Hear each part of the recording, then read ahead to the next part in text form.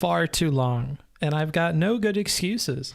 I've just kind of been enjoying myself. We've had a pretty cool couple of days here in Denmark, which is where I'll be for probably the next month, in Copenhagen specifically. So should be a fun time. I'm liking that I know that I'll be here long enough, and I have a host that is educated enough to like really kind of understand the area and the culture and stuff more than I normally would be able to. I really can't sing the praises of the dude enough, because he's somebody who pays a lot of attention to what are buildings for in the area, what is the history behind things. He reads a lot. He is involved in his community, politically engaged. I don't know, just like checks all the boxes for like a, good citizen. So I have certainly been enjoying that and picking his brain about things in the area. And today I want to talk a little bit about that. I had a really cool day where I went out with him and another streamer / viewer who will remain unnamed, just because I'm not sure if they want me talking about that or not. But we had a really cool day. We honestly got through a lot. By the time I came home, I was exhausted, but I mean, like, we had a solid full day of just seeing a bunch of stuff. And again, once you get on top of like a really huge building and you can see the whole skyline, it really does make a difference to have somebody there with some knowledge of architecture, some knowledge of the city, who I think without fail, anything we would point to, he would have some idea of what that thing is or what it's for, or some little factoid about it. And, I'll be a broken record about that, but that's because honestly, both me and the other streamer person who was hanging out with us were just blown away by his like deep understanding of everything in the area. So that's been fun. Fucking Booksmarts, hello, my love. What's up? Good to have you. Honestly, good to be back behind the camera, behind the lights, talking to you guys today. So I'm looking forward to that. Now, while we kind of set things up, and hello, Jacob, while we set things up, I'm going to be playing some music that y'all have never heard before. And it's going to be hypey. If you're looking to jam, I would turn this shit up. But if you're not looking to jam, maybe turn it down. It's going to be loud, okay? An artist reached out to me by the name of Kent Osborne, and this was actually a while ago, but you know me, I'm shitty with responding to my Twitter DMs.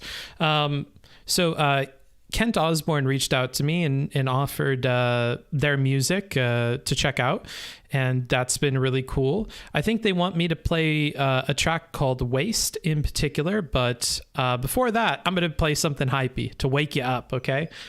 We're having coffee in Denmark, okay? Coffee and hypey music, okay? We're going to wake y'all up.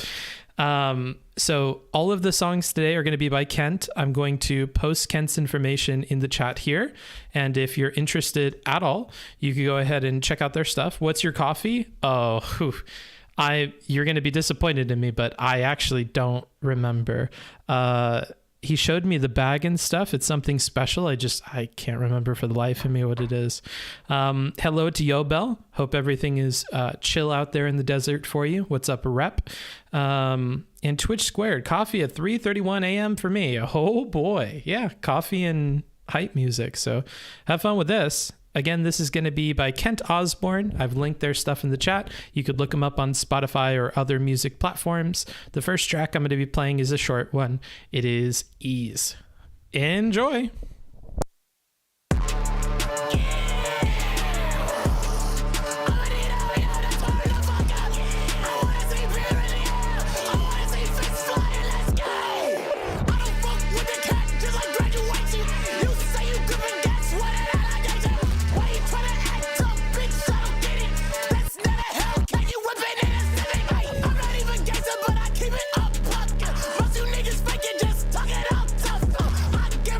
All your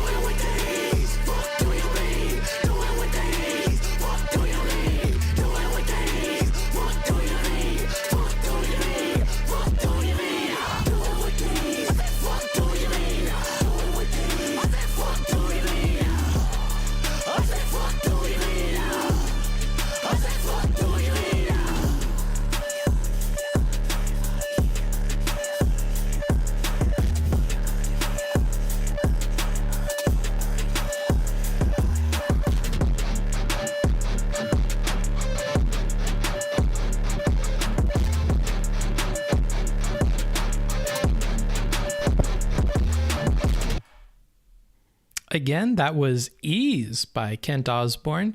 I do agree. Sometimes I will get artists reach out to me and it's like, oh man, it's going to be tough, like promoting something that I don't feel like I could jam to.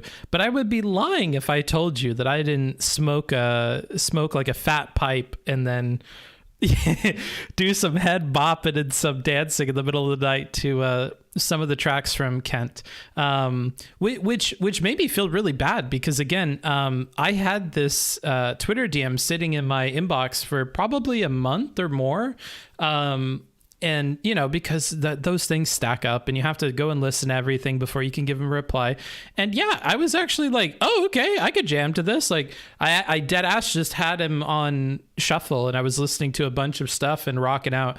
So yeah, I enjoy Kent's stuff. Again, I'll post that in the chat for anybody who's interested. Obsolete Tracks beat is very similar to Zelda's OST. Check it out. Well, the thing is, I don't normally just check out music. If somebody sends me it and they tell me I can use it and it's copyright free and whatever, then I'm totally down. But I don't normally listen to stuff like this. I'm being quite honest with you, but this caught me at the right moment.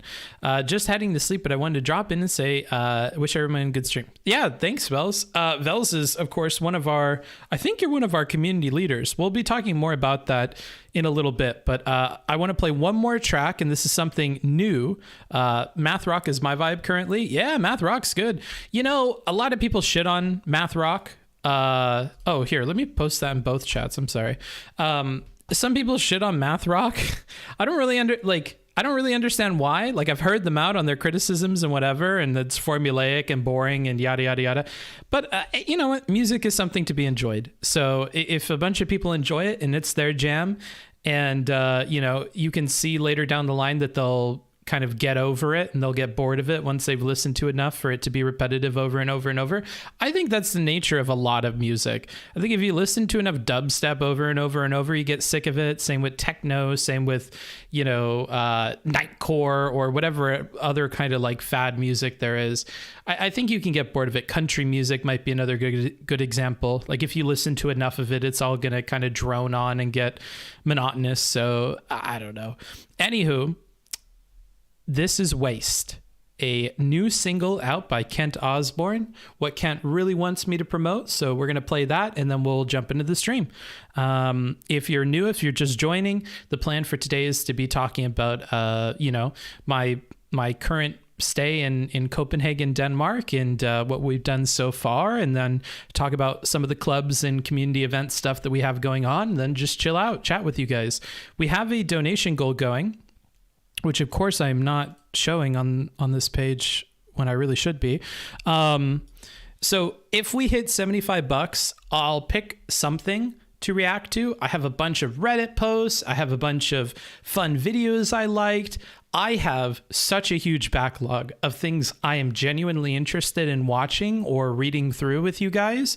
So I want to start doing some small, more manageable donation goals and kind of see where we're at with these streams where we're not really, doing any politics stuff. We're not really looking at any debates, that kind of stuff. I want to work on our solo streams a bit more. So if we hit that React goal, we'll go ahead and open up some kind of content to do. I'll give you guys a few choices from that backlog. But again, I've got maybe 50 plus items in there, dating pretty far back. I save a lot of the stuff that I like on Reddit or I think will be interesting to watch on stream. So pulling those screenshots and stuff off my phone, we have a never ending catalog of that. And, realistically, I could see us just continuing to do things that I personally find interesting for eternity. Like, I do not think we'll run out. Every day there's new stuff on Reddit. And as long as I keep it like 6 months behind or whatever, it'll probably be new to most of the people watching. So that's my plan a little bit here. I'm going to be keeping an eye on our bit rate here. We are fluctuating a little bit. Once I get my 5G SIM card thing and I pop that in my phone, I'm pretty sure we'll have like uber duper consistent stuff. And I guess hypothetically, if I plug this in, it would be more stable, but I don't think it's that big of a deal. Let me see about this bitrate thing. I guess we'll kind of test it out. We'll feel the waters out a little bit more when I talk to you guys in a bit here. But anywho, without further ado. Oh, wow. What is this? What is this? I have no idea. Ooh, what's this big thing inside of me, inside of my stream? W Gibby giving us a sub. Thanks, dude. I really do appreciate that. That's how you support the stream. Anywho, I'm lagging. I am delaying the inevitable. Let's listen to Waste, a single by Kent Osborne. If you are an artist out there and you would like me to check out your stuff, please do not DM me on Twitter. Please DM me on Discord. And that would be the best way of doing it. And I will check it out as soon as I have time. And you too could be our featured artist of the day. Again, this is Kent Osborne, Waste. Enjoy.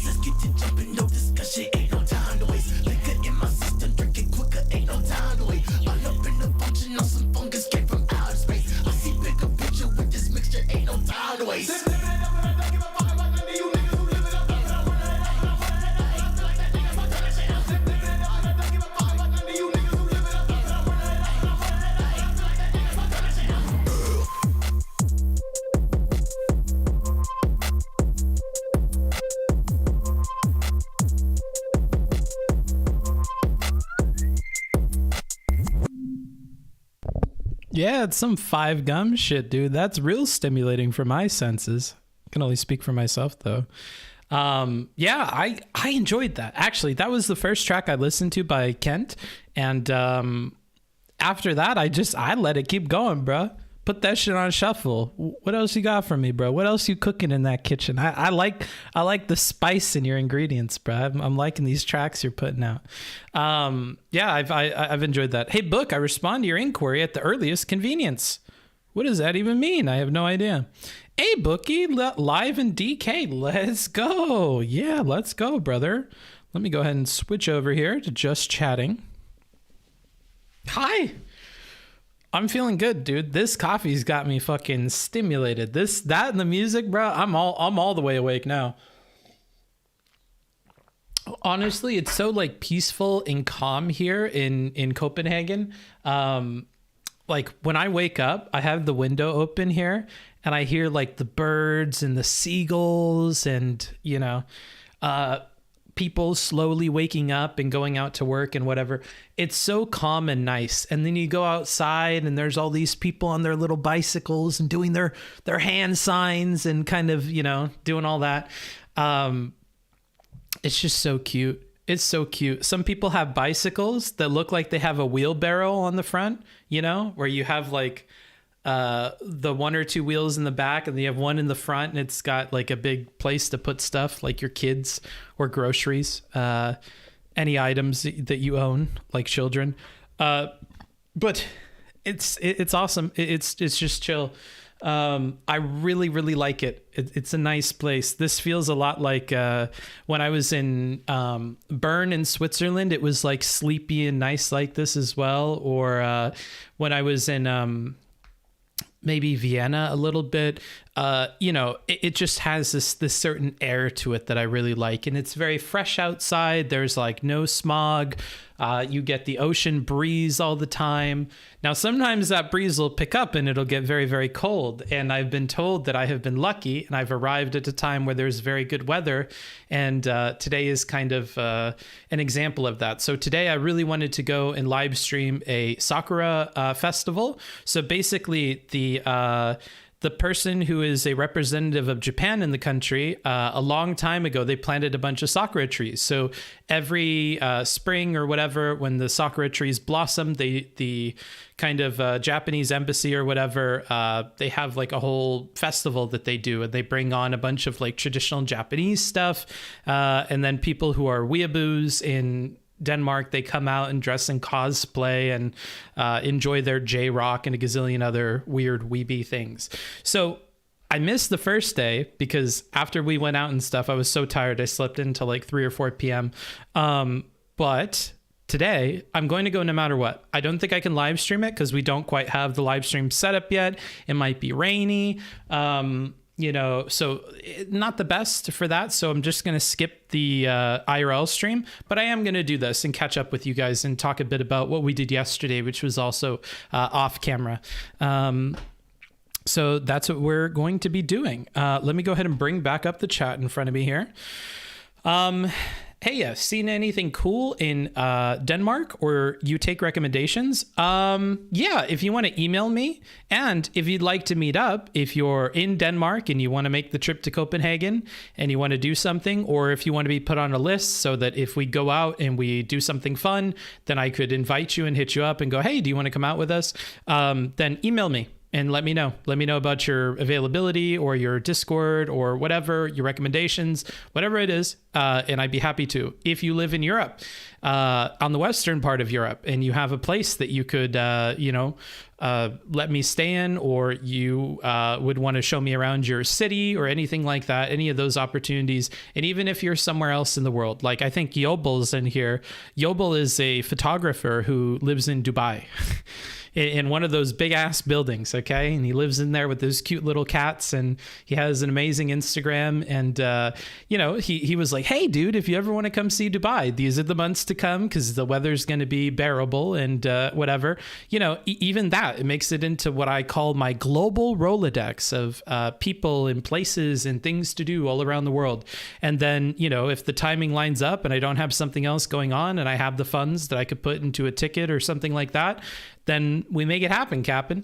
That includes my American friends. So we have people in a few different states who have already offered either to show me around or give me behind the scenes access to some kind of music production or plenty of other weird and, varied opportunities. So if you have anything cool, let me know. Email me, booksmarts.twitch@gmail.com, or do !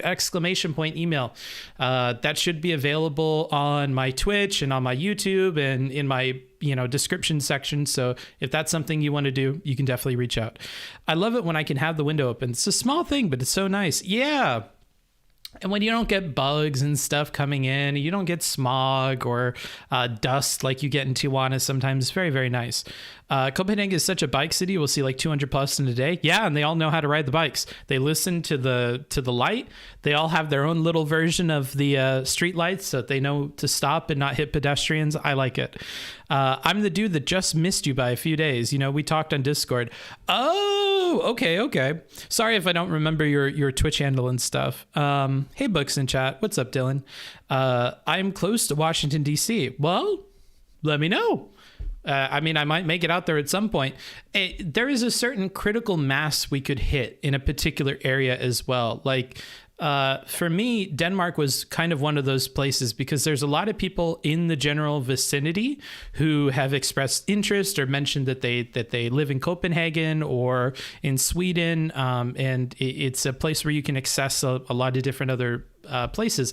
And of course, having this extra room in my host's house is very, very cool. So at some point you hit a critical mass. Like if I had a bunch of people in DC and then, I have 3 people I can meet and maybe Dylan Burns is there.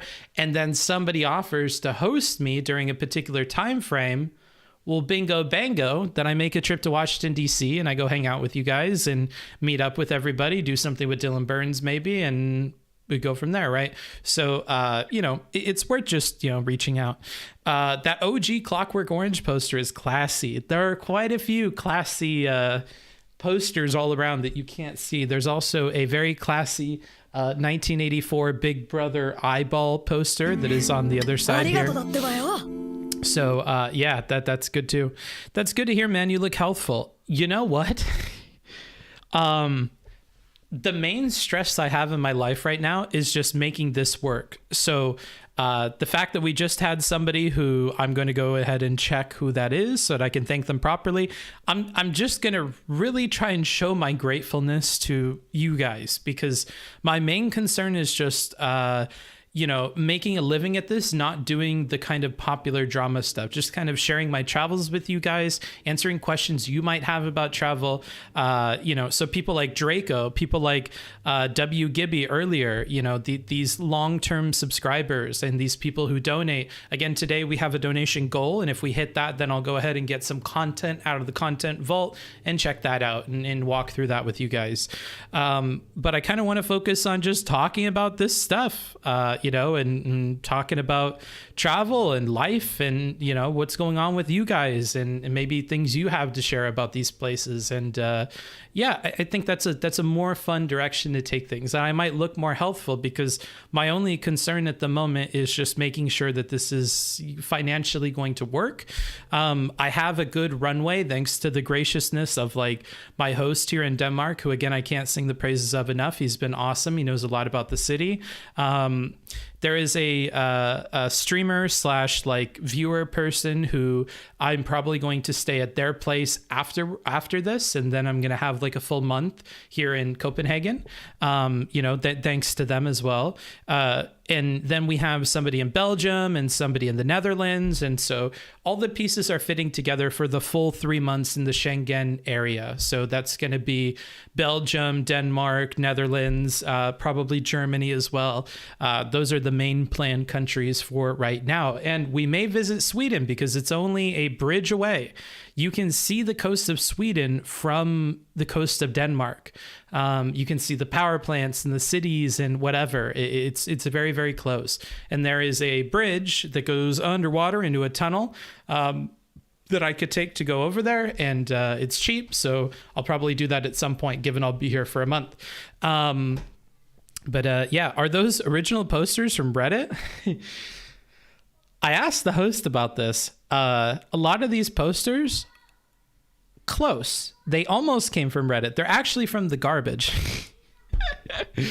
He's got a keen eye. So if somebody throws out something that he could, use and it's cool as decorations, I think that's where he's getting these from. So, are you going to go to TwitchCon? Yes, that is the very end of my journey here. So the last part of my trip I'll be spending in the Netherlands, and I will be going to Amsterdam for TwitchCon for those 2 days. And I think right after that is when my 90 days in the Schengen area ends, at which point I'll likely return to the US unless there's another travel opportunity somewhere else, right? And if that is the case, then I might go there and prolong the inevitable. The inevitable being a move into a state that I have never been to before, because I will take Stephen Benelli II's advice and just move. Okay, California is far too expensive, and Mexico doesn't work because of the internet connection. So, at the end of this kind of travel sprint, what probably needs to happen is I need to get a place in a cheaper state, like maybe Tennessee or Kentucky or somewhere else that has good internet, and just do that and have a base set up and chill out for a little bit. And then take that opportunity to get more work stuff done. Although I've gotten a lot of work done, while traveling, I just need to, oh my goodness, Jacob, I don't know why our OBS thing isn't working. Our alert box isn't working. Let me figure out why. But Jacob with the 75 fully doing our whole dono goal for today. Wowee. What would you want to see in DC? You're trying to buy me, huh, Jacob? You're a true DC resident trying to buy me like that. What would I want to see in DC? Let me think while I go ahead and grab the the link for the alert box here so that I can reset it. I don't want to filter any events, so I'm going to go there. I actually do. I don't want follows. Obviously, I'd want to see a lot of the things that we learn about in school. So I'd want to see the Washington Monument. I would want to see the White House. I'd want to see like all that basic stuff. You know what I mean? Let me go ahead and see if I can get you replayed on that donation there as well and see if the alert box will work now. I'm not sure what's been wrong with it. It hasn't worked for a while. Let's see if that'll do it. It's not. I wonder what's wrong with the alert box. Let's do a refresh the cache of the current page and see if we can get this to work here. It's not working for some reason.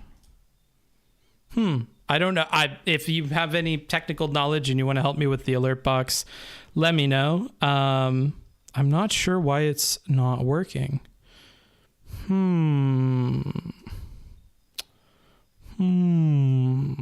Interesting. But yeah, so that's what I'd want to see. There are a few places that I've learned from like House of Cards and stuff that are like common eateries that politicians go to. That might be cool as well. But I think that's pretty much it. Yeah, just seeing like the basic political stuff that's there. I think as a DC native, you would probably know some more interesting things to show me. I'm only going to have the idea of somebody who vaguely understands what Washington, DC is or what there is to see there. So all I'm thinking of are like political buildings and things like that. I think the Supreme Court might be a cool thing to visit. I actually don't even know if these things are in DC. You could be like, booksmarts. The White House isn't in DC, you fucking dummy. Like, I don't know, bruh. I don't know about these things. So yeah, you would be a better person to ask than me. Is there a way I can keep in contact if you decide to go to Sweden? Yes. So again, email. And you let me know. And I know Sneaky Steak. Now I'm recognizing your name. You're the person that I already DM'd. Email is very, very important. If this is a new thing and now you're in Sweden and you want me to contact you, just email me, because email is always when I bring out the Notion document and I update it with everybody and where they are. So that's why even if you DM me on Discord, you might not make it in the system, because when I'm doing Discord messages, I don't have my notes in front of me. So if you really want to guarantee that you're on that list of people, definitely reach out via email so that I can put you in my Discord or in my Notion system. The White House is a myth. Yeah, I don't even know if it's in DC. Can't be worse than Lauren Southern's knowledge of DC. Well, she's Canadian. She gets a pass. That doesn't count. At least I think she's Canadian, right? Like, I don't think she's American. So I don't expect her to know anything. Yeah, man, if you can divorce from the Twitch politics community, you'll live a happier life for sure. Yeah, like, and you know what? I'm not projecting this onto you guys, okay? I'm going to stop with that. That's a bad thing that I've been doing. I personally just don't like engaging with that. You guys can. It's a lot more fun when you're a viewer. And it may be more fun if you're just built as differential. If you're just built differently and you enjoy it, then you enjoy it. Like with Relly and Chud and, my other friends, they enjoy that stuff. I just don't. And it's a me thing. And so I just want to do my own thing and cover the stuff that I like. And I don't want to feel the need to do that stuff anymore. So I'm focusing on this. And you know what? If you enjoy that stuff, power to you. You have something that you enjoy, and there are plenty of cool content creators that do that, and they're fun personalities, and you should enjoy them. Go ahead, go enjoy them. But yeah, I just, it's not for me, and it makes me very sad. And I feel a lot happier. I feel a lot happier knowing that, like, at least in my 2 to 3 month outlook, I'm just doing stuff that I find to be interesting, and then I get to share that with you guys. So that is putting more wind in my sails than doing all the politics stuff. And, I have slowly and carefully been drip feeding myself some of the Reddit stuff from the whole Destiny debacle arc. And, every day I do feel like I'm further and further separated from that stuff, and it hurts a little bit less to read it. you know, so I'm working on it. I'm working through it, you know. I believe she's from Alberta, which makes sense if you knew anything about Alberta. Vels said they were going to bed, and yet Vels comes in just to drop this little thing. The DC Mall has a lot of stuff to see. All right, then we'll check that out. I don't know if this is in DC. It might be in Pennsylvania, but I've heard that and I know that the DC Mall isn't literally a mall, but there's some kind of giant mall out east, and I'm trying to remember what it is. They have a bunch of like as seen on TV stuff, and it's supposed to be like one of the biggest indoor shopping malls in the world or something. It's like national something or rather. You guys may know what I'm talking about, but I don't know. Oh, Jordan B. Pearson's from Alberta. I see. I didn't know that. Destiny won that debate. Just move. Yeah, exactly. You said nice things about me, so I felt obligated to stay for a while. Aw. Mall of America. Yes, Mall of America. That's what I'm thinking of. It's probably the Mall of America. Let me Google it real quick. Also, how are we doing on lag? Are we laggy at all? I would assume we're not. Yes, it's Mall of America. Oh, Bloomington, Minnesota. Wow, that's way off. That is not even close, baby. It's not even on the East Coast. Yeah, it's the Midwest. I'm a dumb fuck, dude. Anything that's to the east of, you know, like Kansas, Nebraska, Texas, that's all the East Coast to me, okay? All those states, dude, anything from like right where the Great Lakes are, just west of that, all the way to the east, bro, that's all the East Coast to me, bro. I don't know. The DC Mall as the museums. Oh, okay. I think that has the Smithsonian and stuff, right? That would be cool to see. But yeah, Mall of America is Midwest. King of Prussia is probably what you meant. No fucking way. I'm not even going to pretend that I was thinking of something that's actually in that area. King of Prussia does not ring any bells, but yeah, I was probably thinking of Mall of America because I've seen it in like old movies and stuff. The second you were talking about lag, it was lagging, but overall it's solid. Okay, good. Let me check one thing real quick. Okay, this is all good. And thanks again to Jacob for completely filling up our goal for today. It is not reflected in the dono goal, so I will, I don't know. I'll actually keep it. Let's just do a shenanigans, guys. Okay. I have a whole Notion document that I'm supposed to go through with you guys. And right now I'm completely off script. I'm just going to start with it, okay? I'm going to start with my Notion document so I could get through all the stuff I want to talk about today.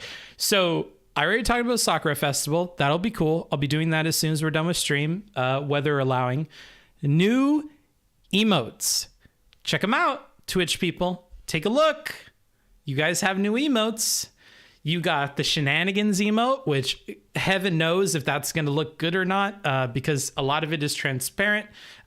So you have the shenanigans emote. You have Mwahaha, one of my favorite emotes from our server.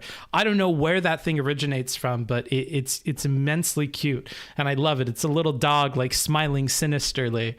I'm trying to think if we added anything else, but what I will say is if you have a good idea for an emote, you have a face of mine that you particularly like for some creepy reason, or you'd like to make an animated emote, like we have one of me raging that I'll try adding. Any of those things, go to the stream discussion channel in the Discord, at me, let me know. If it's the square dimension ratio thingy and meets all the requirements, then I'll try adding that. We still have a bunch of animated emote slots in particular, so if you want to make any of those and put them up for consideration, let me know, and we'll put those in there. Yeah, the Mwahaha, dude. I love that emote. Does it look good on Twitch? Oh man, it looks so good in my little chat window here. I love that emote. Oh, probably more than I should. It's just so cute. Oh God, never pair those emotes. It's creepy. Yeah, bro. It's like Farba's hiding behind his dog, dude. Hey, sup? What's up, bro? What's up, Otro Usuariomas? I don't even know how the fuck to pronounce that. Booking, when I mail you, you want like long text with a lot of information, or you want like a dot list? Dot list. Those are called like a bulleted list in English, I guess you could say. The Natural History Museum is pretty cool. Yeah, I want to check that out. That would be cool. Smithsonian is sick. You're making me excited for a DC trip. Now you're getting me excited, okay? So if you're a person listening to this right now, even if you're a V Omega D loser, reach out, booksmarts.twitch. Let me know if you're in the DC area, because I'm getting a feeling that Jacob will help us make this happen, and then we'll check that out, because that would be kind of cool. I can run the TV in 4K while you stream. Yeah, there you go. Oh, okay. That's dope. Then that works with the internet and stuff. Good to know. Now, you're doxing yourself a little bit here, mister. You're doxing yourself. In YouTube chat, that would be my host right now. You can call me OJ. Okay, I'll call you OJ. It's an interesting nickname, but okay. OJ, thanks for hanging out, dude. Good to have you. And if I can turn you into a subscriber, I will. Okay, so I'll start manipulating you, because like DGG says, dude, I'm a little weasel, dude. I'm playing a game, and that game is called clout sharking, because I'm a clout shark, bruh. I'm a clout shark my way into turning you into a sub. I'll do it. So anywho, yeah, we have new emotes. That's really cool, because I figured out that Twitch gave us a gazillion more slots as affiliates. I'm not a partner. I'll never be a partner, because I want to stream on YouTube at the exact same time. So my YouTube people, I feel for you, and I will not become a Twitch partner, because I want to still hang out with you guys as well. And for the V Omega D losers at home, you know that YouTube experience is much better. And if you're watching this on a VOD on Twitch, what the fuck are you doing, bruh? Stop. Don't hurt yourself. Go to YouTube. What are you doing? Leave a comment, V Omega D losers. Let me know. What's some stuff you're looking forward to in this new arc? Vosh. I know, we're going to talk about politics for 2 seconds. Vosh's Fortress arc actually is something I'm looking at maybe doing as a react thing, because I'm interested in his thoughts about the space and what he's doing. We actually have a document floating around in a VIP chat room on the Discord. If you are a subscriber, if you are a Patreon subscriber, you have access to the VIP chat room on the Discord, and we have a secret document floating around with different drama options and book Joker ratings and funny titles for them and TLDRs and timestamps. So if you're interested, I check that out, because that's going to be the new way that I engage with that side of things. So other people are going to contribute to a Google Doc that will have kind of some summary points about these different options, and then I intend to put those options out to the community and have you guys decide, if I have to dive, knee deep into this muck, what kind of muck do you guys want? And we'll just severely limit, what we're doing. And then, of course, if I see something that is personally interesting to me while we're in this transition period away from that kind of content, then I'll pick it, like the Vosh Fortress arc. I'm personally interested. It's a 40-something minute video. I'm sure that could be content for 2 or 3 hours for you guys, and I'm interested to see, what does this guy have to say about this? Hey, since you're both in the Eurozone, any plans to run into Dylan and Mr. Geek? No. Poland is really, really far away. Now, if Mr. Geek wants to come to where I am in the north, that would be cool. Same with Dylan. But I don't know, because Poland is really, really far away. If Dylan wanted to do some kind of cool event or something, then for sure. But right now it's looking like all my plans are going to keep me in this kind of area. If Dylan makes it to TwitchCon EU, maybe. That would be a very strong maybe, because we would be in the same city, but I don't know if that's his plan. I will take you to the Yakinku. I don't even know what that is. Thank you for thinking of the YouTube spuds, Booksmarts. Yes, of course. I love you guys. YouTube Premium is highly underrated. Yeah, I mean, not having ads on your phone is nice. What's the Fortress arc? We'll discover that together when we watch that video. Want to become famous? Buy viewers, followers, and primes on viewers.shop. I'll think about it, dude. What have you seen in Denmark? What do you plan to see? We'll get to that in a bit. So I want to get through some community shoutouts, and we'll talk about Denmark, okay? So community shoutouts. I'll try to get through these quickly. We have clubs on clubs. You like going to the club? I like going to the club. Let's get clubbing in the Discord. So we have a few new ones that I'll talk about. We have a few old ones. And if you would like to make a club, like let's say you wanted to do a club about manga, or a club about manhwa, or a club about I don't know, TV shows or something like that. You can make a club. All you have to do is get 3 different people together, figure out what activities you'd want to do and at what frequency you'd want to do them, and then DM me. DM me with the names of those people. What are the activities you want to do? What is the frequency at which you want to do them? And then you'll be put into consideration for a club to be made on the Discord for you and your friends. I'm going to talk a bit about some of those new clubs, and top of the list is D&D Club. Yes, I approve of things that even I do not like. So I'm not super into D&D, but a lot of people are, and the people that are love it. They love it a lot. So there is a D&D club, and what the D&D club does is they talk about content, systems, games. Players of all experience levels are welcome. My host is a big D&D guy, and he actually knows some of the like top 10 people in Denmark that do D&D. So we're in talks to maybe get that person to go to the club and talk with everybody about their experiences with D&D. You can check the activities section of the D&D Club on the Discord. I'll show you in a moment here how you can join any number of clubs. Let's go ahead and go to the README page, and then let's go to my thingy-mabob here and switch it over to... So I don't have my Stream Deck today, so I'm shooting in the dark. There we are. Okay, that is perfect. So if we go to the README on the Discord, and you can get to the Discord by doing !Discord, or if you're a VOmegalod loser on YouTube, you can go to the description. There should be a link to join the server. You have your basic rules here. One recent addition is that we can use discussion to remind users to move. We have basic rules. No not safe for work. Don't argue with the mods. If something is wrong with a mod decision, let me know. Don't bother them. No racism or prejudice, basic shit. And then you have these. So everybody should probably put their pronouns. That way people don't, use the wrong pronouns for you and piss you off or whatever. You got movie club that you could join. You got music club, anime club. More club things will be added here over time. I'm just realizing we don't have... Okay, we're having a bit of a book smarts moment. I don't think we have, I don't think I made these for the other clubs. Oh no, that's not good. Let's see. I know I have a pen around here somewhere. That's neat good. I'll grab this. Okay. So you caught me with my wiener in my hands a little bit here. I need to add those. So add React things. Okay, my bad.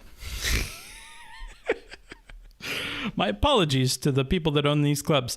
But yeah, you can go in here, you can react, and then you'll join those clubs. And then you get access to the club channels over here on the side. So you got your movie club, you got your music club, you got your anime club, which I personally run. And I'll go ahead and plug my anime club while I'm in here. If you would like to be an anime club, here's what we do. Every single week, we're picking one seasonal anime that we're going to keep up to date on. Right now, that's Spy X Family, and then when that's done, we'll pick something else. And then we will watch 2 episodes of other random shows. I want to give you guys a bit of a taste of what's going on this season, some things you might not normally watch on your own, but when you're in a Discord full of friends, maybe it's something you would try. I want to kind of expand your palette and maybe bring back some things that, you've seen in the past. So one thing that I need you guys to do if you want to be a part of this club is let me know. I think that Saturdays and Sundays are a good idea because Spy X Family comes out on Saturday. And then I need to know which of these is good. If you can't make it to one of these, give me a thumbs down. Let me know. But if you can make it, give a thumbs up on whichever one you can make it to. And if you can make it to both, put it on both. I'll kind of look at that and use that to determine which time we're picking. So 9 a.m. to 12 p.m. on Pacific on Saturday, or 8 a.m. to 1 p.m. Pacific on Sunday. That's kind of our 2 options because I want to get it right after Spy X Family comes out. Now, we'll probably be doing, let me check what day it is. We'll probably be doing Sunday this week, like today at some point, because that's coming up, and I really need us to get caught up on Spy X Family, but that's what we'll be up to. Let me go ahead and switch back to just chatting and finish up our announcements. Of course, Anime Club is going to get special treatment because it's my club, and I love all the members. So talking about D&D Club, you have Book Club, which is another new addition. So for Book Club, what they do is they select, do you want fiction or do you want nonfiction? After that determination is made, then a variety of different suggestions are given to the club leader, and the whole club votes on which book it is that they want to look at. I'm actually going to switch back to our other scene just for a second here because I really want to show you this thing real quick. Let's see. Now, one thing that will surprise you, but it shouldn't, because of course my community is filled with try-hard people who are very, very into doing their best, okay? The documents and the activities and things of a lot of these clubs are very well put together. So 100 Years of Solitude is the book that they are currently reading. You have a nice synopsis here. You have a discussion breakdown that is looking at what sections are we doing. It's dealing with the fact that, different copies of the book are going to have different kinds of pages. It's marking when we're going to have discussions. If you're somebody that liked school at all, or if you're somebody that hated school, unfortunately or fortunately for you, this is going to be the best way to break things down so you can easily figure out when you're doing what. So all this is broken down. If any of it confuses you, you can, of course, contact the club leader for book club, and they will help you out with that. But I also wanted to give a shout out in a little bit to, cool. So we have a family tree thing here as well to help you kind of keep track of who the people are in the book. So that's really cool. Another thing that I want to show you is for... and these guys meet weekly. So again, check that out. Go to the Discord. I'll have all that stuff up and ready to go as soon as I'm done with stream. Next up, we have the music. No, let's go to Movie Club because I want to share this really cool thing with you. At the end of every season, the Movie Club does a poster, and a season is going to be 10 or 11 weeks of movies. So every week you're picking a movie to watch. Everybody watches it. They come together to have a discussion. That discussion usually it has some bumpers on it to help guide it. So they have 11 to 20 questions ready to go in case, discussion needs to be stirred on, but usually people have a lot to say. And it's quite a few dedicated people that just really like movies. Now, they do this cool thing, all right? And now you can see what I'm looking at, where they make these Movie Club posters. And these first ones are done by Chelsea, who is our resident graphic artist friend who helped with some of the initial drawings of what the Booksmarts website could look like. So there's season 1. We have a few different Easter eggs here from the movies that happen. And then season 2, we get a little bit more creative, and now we have all these Easter eggs kind of making up this thing. And an activity that they do during their awards show, which again happens at the end of every season, they talk about maybe what were some of the most interesting movies, what were some of the ones of Best Picture. They call it like their sort of Academy Awards of sorts. One thing that they do is they'll look at this poster and try and have everybody figure out what these different items are from, which movie it's from, and what it is. So that's season 2. And then we have season 3 here. So these are really, really cool and like high effort stuff. Like I was super duper surprised to see all this. Like I had no idea that they went this in depth. And I think at the time they had less than like 5 regular people who were showing up to watch this stuff. So, I mean, the amount of effort that some of these folks are putting into their clubs, this is why I really want to promote us doing our own thing and us really promoting these community members that are putting a lot of work into doing fun stuff with everybody. I'm super sorry. I don't have season 4. If anybody from the club wants to at me in the Discord with the season 4 poster, that would be super duper cool. Season 4 is done by a different person. So Mr. Hen a very popular member on the Discord, took over the club and took over the making of the posters for the latest season. And he did his best to kind of trace over some different stills from the movie.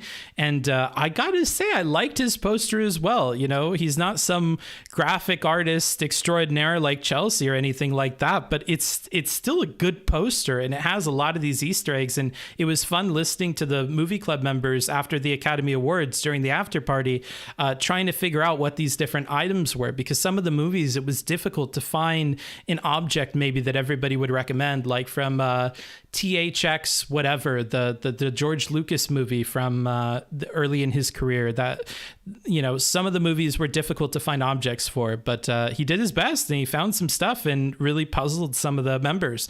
So yeah, would highly, and I can already guess, you know, this is the gun and the gas setup from No Country for Old Men, right? Like, if you've ever seen some of the movies, you might even be able to guess some of the things that we're looking at here. So really, really cool. I'm happy to promote this in other clubs. So, you know, if you start your own club, you'll get this same treatment, and I'll try to shout you guys out at least once a month to kind of talk about what you guys are doing. We're focusing on that more now every stream, just because I want you guys to know that Discord is popping. We're constantly active. We have a lot of different channels where people are posting in there every single day. And if you go into the Discord at any hour of the day, there's bound to be somebody actively chatting in one of the channels. So we have that critical mass in the Discord. Now it's just about making sure that people have more stuff they could do. They can meet more people and form connections through these clubs. And I'm showing up for a lot more of this stuff and keeping in the loop with what's going on. I have a leaders channel where I talk to all of the club leaders and the mods and VIPs in the server. And again, we made that VIP channel where we have subs and patrons and all those people having access to some direct lines of communication with me. And yeah, we're really trying to grow this thing and really focus on this. Buffering every 10 seconds or so. Oh, okay. I'm sorry. Let's see. You can just call it Spy Family. Oh, okay. Is that what the cool kids are calling it nowadays? Just Spy Family? Let me see what's going on with this. Okay, our bitrate is not perfect. Let me fix that real quick. Let's go to settings. Let's go to stream. Let's go to... Fuck, where's the setting for that? Here. Okay, let's not do 4,500. Let's try to do 3,700 and apply that. Maybe that'll keep us more in check here. Hopefully. Yerpin, yeah, the posters are cool as fuck. Yeah, I would agree. The posters are really, really cool. And I'm very, very excited to see what Movie Club will do with maybe more membership and stuff as well, because I think they deserve it, bro. They're putting in a lot of work into this stuff. But yeah, and it might just be the YouTube. It's fixed. Okay, sick. What if you're someone who doesn't have enough time in a day, but just joins everything because of FOMO, Monk S? Well, you could just keep up with it. I think if they get big enough, what I'm going to try and do is make sure that somebody in those clubs are recording with OBS, as long as everybody's on board that that's what's happening. And maybe, just maybe, we add that as a Patreon perk or something like that. Or maybe if you're a tier 2 or above sub, maybe you get access to a channel where you have VODs of some of these club meetings and stuff like that. There's definitely a lot of options for people that miss those club meetings. It's just a matter of them growing big enough to kind of justify spending resources on trying to make that happen. But yeah, I mean, if these clubs grow and we have like 20 something people that show up every single week, I mean, if 20 something people show up, there's probably 50 or more people who are actually interested in showing up, but can't because of scheduling or something like that. So, it's definitely an audience segment that we could serve in one way or another. I'm not having any buffering issues. Okay, well, I mean, YouTube says it's fixed now. So, but yeah, and you don't have to show up to every week of all these things. A lot of them, it's like if you miss 1 week, it's not that big of a deal. Like with Movie Club, you just miss one movie. And you can always watch the movie later, and then you can catch up when the Academy Awards happen. Because Mr. Hen does a recap of what the discussions were like around a movie, and you can keep up in the text chat and still get your ideas across and communicate with other people watching the same stuff. So not that big of a deal, you know, for a lot of these clubs. You were 30 seconds behind. Wowee, that's crazy. Sorry about that. Why can't you morons drop the X? Yeah, I don't know. I say that because then if somebody Googles it, they'll find it. But hi, Book. How's Denmark? I love it. It's great. I've been wanting to join a D&D group for a long time. Well, they're trying to start up a group, so that might be something interesting for you. And given you're going to have a collection of people who are really interested in D&D and know a lot about the different rule sets that you could play by and things like that, I'm talking out of my ass. So if I say anything bad about D&D, it's because I don't really understand it. I think there's like different rule books and like rule sets that you play by, and then that's going to determine the kind of game that you have. They're knowledgeable about all that, so I'm sure it'll be a fun game that they set up. Yeah, have a good night, Hayden. Let me see here. Are there any other clubs I need to plug? I think that's all of the... Oh, whoops. The ugly stepchild I forgot about. Music Club. So Music Club, this is a much more lax setup. You can go in there and just post tunes that you like. Maybe talk about Kent Osborne from the beginning of the show today. What they do is you submit to the club leader a track that you want on YouTube preferably, and then all those tracks get put together into a playlist at the end of every month, and then that playlist is something everybody can enjoy and talk about and whatever.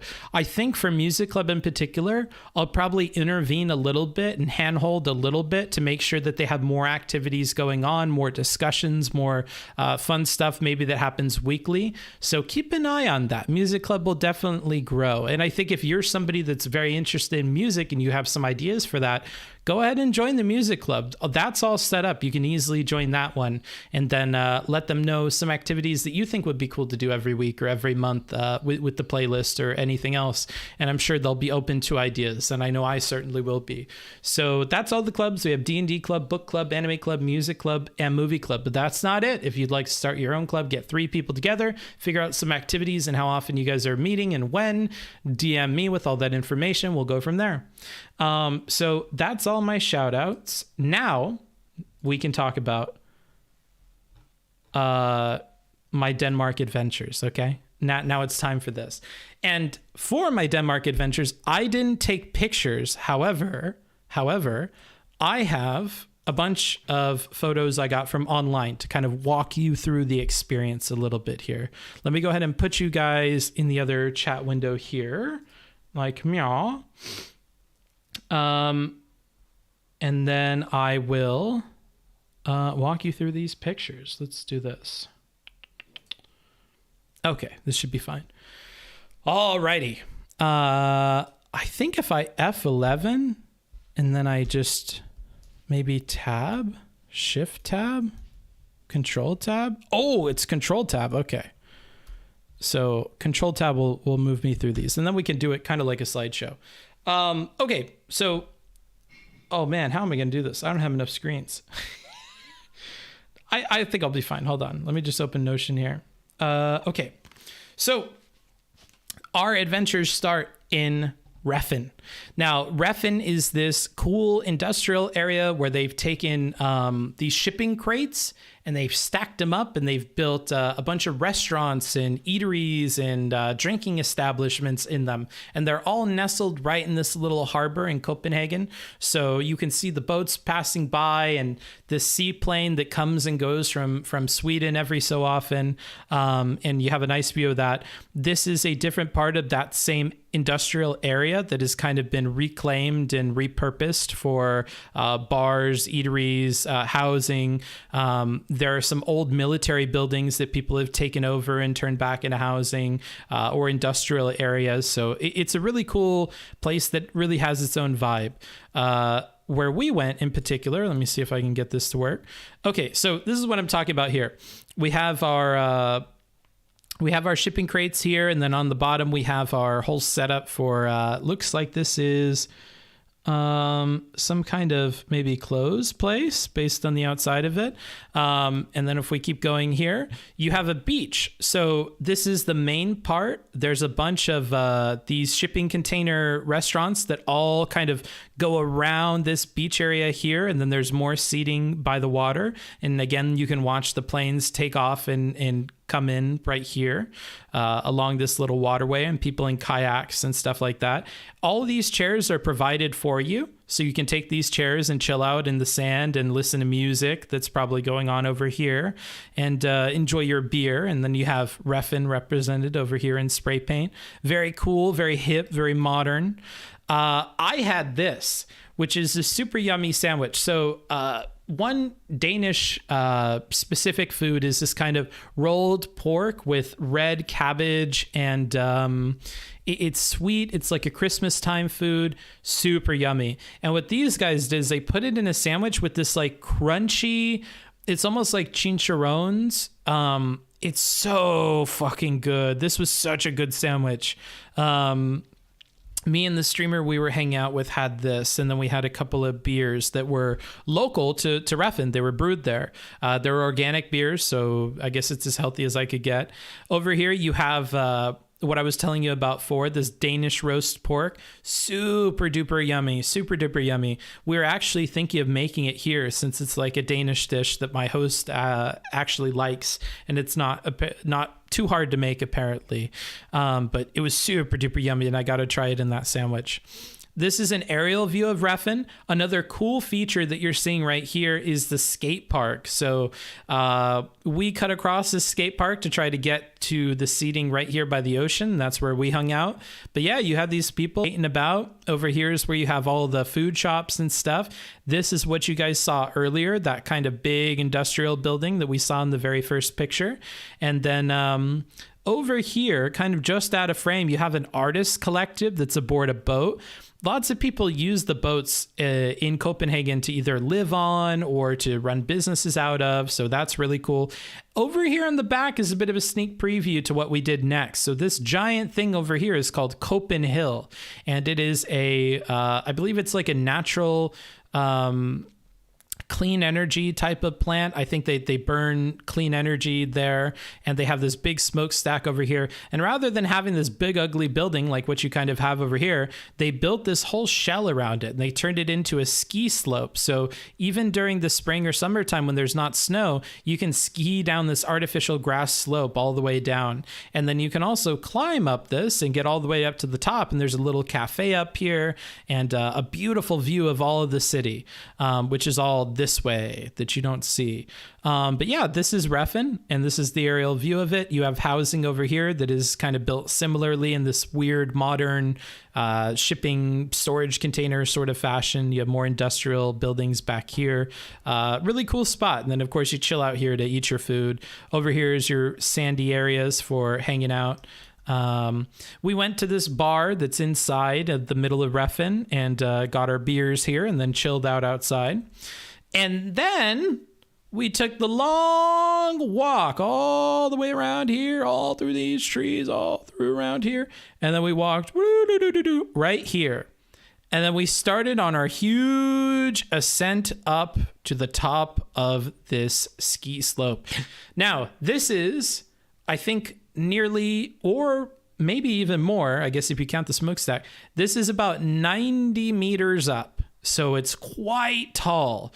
Right here on the side, you have the world's tallest climbing wall. And people climb the 90 meters all the way from the bottom all the way up to the top. And one thing that I didn't know about climbing rocks that might be a cool factoid for you people at home is that the different colors represent different difficulty. And when you start climbing a rock wall, you basically pick which color you're going to do, which should correspond to the difficulty again. And then you try to only stick to those rocks. I had no idea. I thought they were just colored for funsies. But I do vaguely remember in PE having this explained to me, but like it was a good refresher from my host. Again, I got lucky. I got lucky with the host that knows everything about everything. So, anything we point to or anything we talk about, he always has some little factoid that he can, gratiate us with or whatever. That was cool. This is a hell of a fucking walk. I will tell you, there were multiple breaks that we took walking up here. It is quite a large building, okay? And this goes up even higher. This is a properly massive structure. And there's 2 little viewing ports here where you can kind of see into the building. And there's an elevator, which we were not informed of the existence of, that is on the other side of this, that we then took down because there was no way in hell that we were climbing down from this thing. So there's a ski lift here that runs the whole thing, but you have to be a skier to take it. And yeah, so we took that elevator down, and that was cool because it goes through the shell of this building. So again, this is just an outer cover placed onto this kind of natural gas power plant thing. So when you go inside of here, you can see all of the huge silos with all the stuff that they're burning and boiling and whatever. And it's really cool. You descend through the kind of hollowed shell of this building, and it was quite a sight. It was very, very interesting. How long have I been here, man? I don't know, bro. How long is this video? It's quite long. Fløgesteg sandwich is amazing. Yeah, it's very, very yummy. Very, very cool. That Danish pork is yummy and delicious. So that's this. Oh, wow. We can actually zoom here. So one cool thing, you see this big old chimney stack here? Doesn't exist anymore. It was torn down. My host was talking about how like he kind of sees this every day when he goes to work and whatever. And he was trying to like keep track of when they were going to blow it up because he wanted to see it. Because again, our host loves Copenhagen and he wants to see everything that's going on in the city. And they just kind of nonchalantly at 7 o'clock in the morning on a Sunday blew it up low key and didn't tell anybody. So they destroyed this, you know, without anybody seeing it. And he's like, one day I just like read on the news that it was destroyed, and I looked out and I'm like, oh, they blew it up. And I've been waiting this whole time to see when they would blow it up, and I didn't get to watch it get blown up. And one cool thing I'm noticing about Denmark, and I'm sure it's true of other countries as well, is the reclaiming of materials and buildings and things like that. So they end up taking all of the debris from this and using it as gravel in new construction over here because they're trying to build something else here. So that was kind of cool to see. And beyond that, the power plant that exists right next to this Copenhagen, it used to burn, and I'm sure we'll see this in another slide here. Yeah, I think it's right here. So this power plant here used to burn all this like oil that they got from an oil refinery thing that turns it into fuel just behind this building here, but not clean, right? And so what they did was they kept using the fuel production place for like proper fuel for other purposes, and then they repurposed this whole power plant here to run on something more clean. But it's just interesting to see all this development of power creation, because behind all of this are some windmills that are out in the middle of the ocean between you and Sweden. And then if you look across to the coast of Sweden, you can actually see nuclear power plants. So you kind of have this kind of multiple steps of different kinds of energy production. You have this clean burning plant here. You have what I believe is some kind of, it heats the water for Denmark. So people, when they're using their heated water and whatever, it's coming from this place, and now it burns cleaner fuel. You have the actual oil to fuel, converting place over here. And then you have windmills in the middle of the ocean, and just on the other side of the ocean, you have Sweden with its many different power plants on the coast, one of which is a decommissioned nuclear power plant. So it's cool to have kind of that diversity of stuff. You blew it up, you damn dirty apes. You blew it up. Yeah, they blew it up and they didn't tell nobody. It looks like it's not in this picture. So this picture might have been more recent because you don't see that tower there. Wait, is it nuclear or I pronounce it wrong and I just don't care. That's a me problem. Hey, Books, welcome to Denmark. I'm happy to be here. Thank you for welcoming me. And a $2 USD super chat. Are you a good skier? Skier? I am not. I don't know how to ski. So, yeah. And to you, Black Mufo, if you're afraid of the ski things, these things that carry you up and down, I would highly advise against taking this one, because up here where you get onto the ski lift, there is a drop straight to your death. we were joking about taking the ski lift down and just jumping on the thing. And I was like, oh, I certainly wouldn't, because it's literally a foot from the edge and you would plummet like, 80 meters to your death. So yeah, not for me. But yeah, this ski lift might be particularly scary for you. It's certainly not high above the ground here, but if you were to topple over the edge, you are done skis. That would be the end of you. So you take this path up. It gives you some indication every 10 meters of how high you're getting, all the way up to, I think it's like 85 meters right here. So maybe 90 meters by the time you're way up at the top. And nestled in here, kind of hidden, we didn't even see it when we came up because it's blocked by the greenery, is a little cafe that you could eat at with windows that kind of view out over all of Copenhagen back here in the background. Again, my host was able to look at this skyline and every single building. He knows what it is and, architecturally what it's about and what it's for and all that kind of stuff. So it was very fun pointing out the different buildings and having him tell us what's what. So that was a fun time. And then there's a little elevator in here that you can take all the way down that we, of course, did not see. Otherwise, we would have taken that. In here, you're kind of getting some look inside of the plant here. They have these different little viewing areas where you can take a peek inside. So that's cool. But yeah, people ski down this all year round. Pretty tight. And all of this that you're seeing on the side of the building is just these like interesting metal bits. So these aren't like proper windows or anything, of course, because again, this is just a shell on top of a big old, power plant sort of deal. I don't think it's a power plant. I think it's for like clean burning of, nonsense. But yeah, very, very fun. They are so fast, those lifts. Yeah, they're definitely fast. They've never heard of clean coal. No, I don't know. Clean coal is not very popular out here. This is a much more high def picture. So as you can see, these aren't windows or anything. This is concrete, baby. And there's the big old building inside, but real trippy.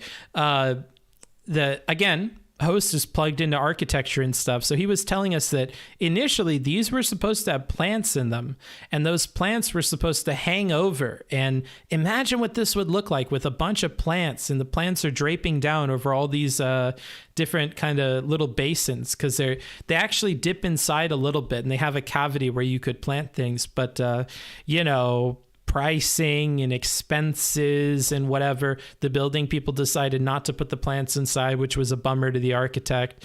I think if I remember right, the architect ended up quitting shortly after, finishing this project.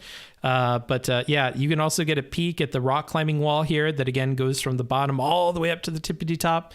And yeah, very interesting building. Older picture because you still have this smokestack over here. You can see the people climbing up and get a sense for the scale of this behemoth of a ski slope.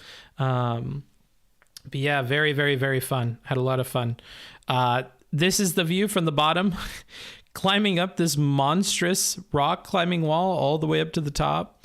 And then here, after that, we went to Christiania. Now, I will say, don't kind of judge all of Copenhagen by Christiania. It is very different from the whole rest of the city. Christiania is this kind of like anarchist sort of commune place where people kind of built their own houses and are living away from maybe the tyrannies of government or whatever. There's a sign on the outside of Christiania that says you are now leaving the EU.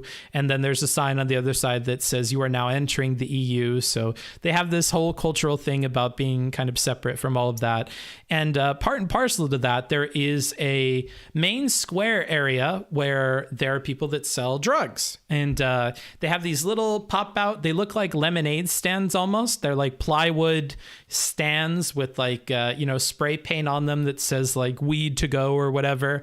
And the reason why they're like that and so temporary is because every once in a while the police will come through there and, stop everything, get everybody in trouble, and remind them that they are in the EU, and that they have to take it and run away with it really, really quick. So an interesting community. And the reason why I didn't pick a single picture and that I decided to go with the Google search results is because it's so varied.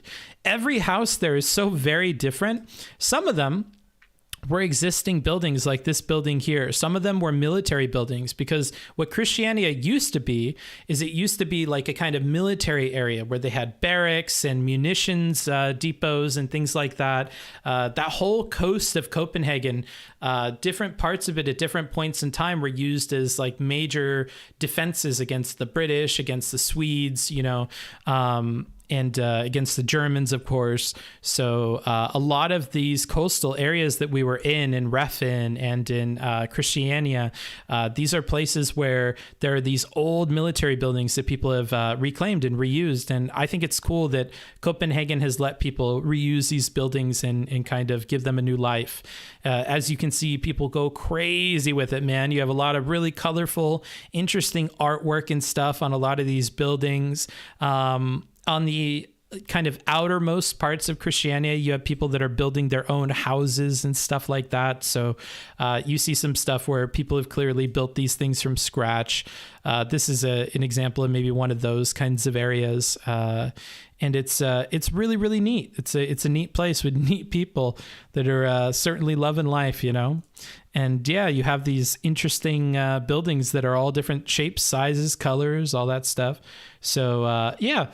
If you come here and even if you don't like weed or whatever, I think there's more to be enjoyed here than just that. And that's kind of something I want to emphasize here, is that this doesn't really represent what Copenhagen is necessarily, but I think it's an important part of the culture and stuff. There is like and this is something that always surprises me about Europe. There are anarchism and stuff is a more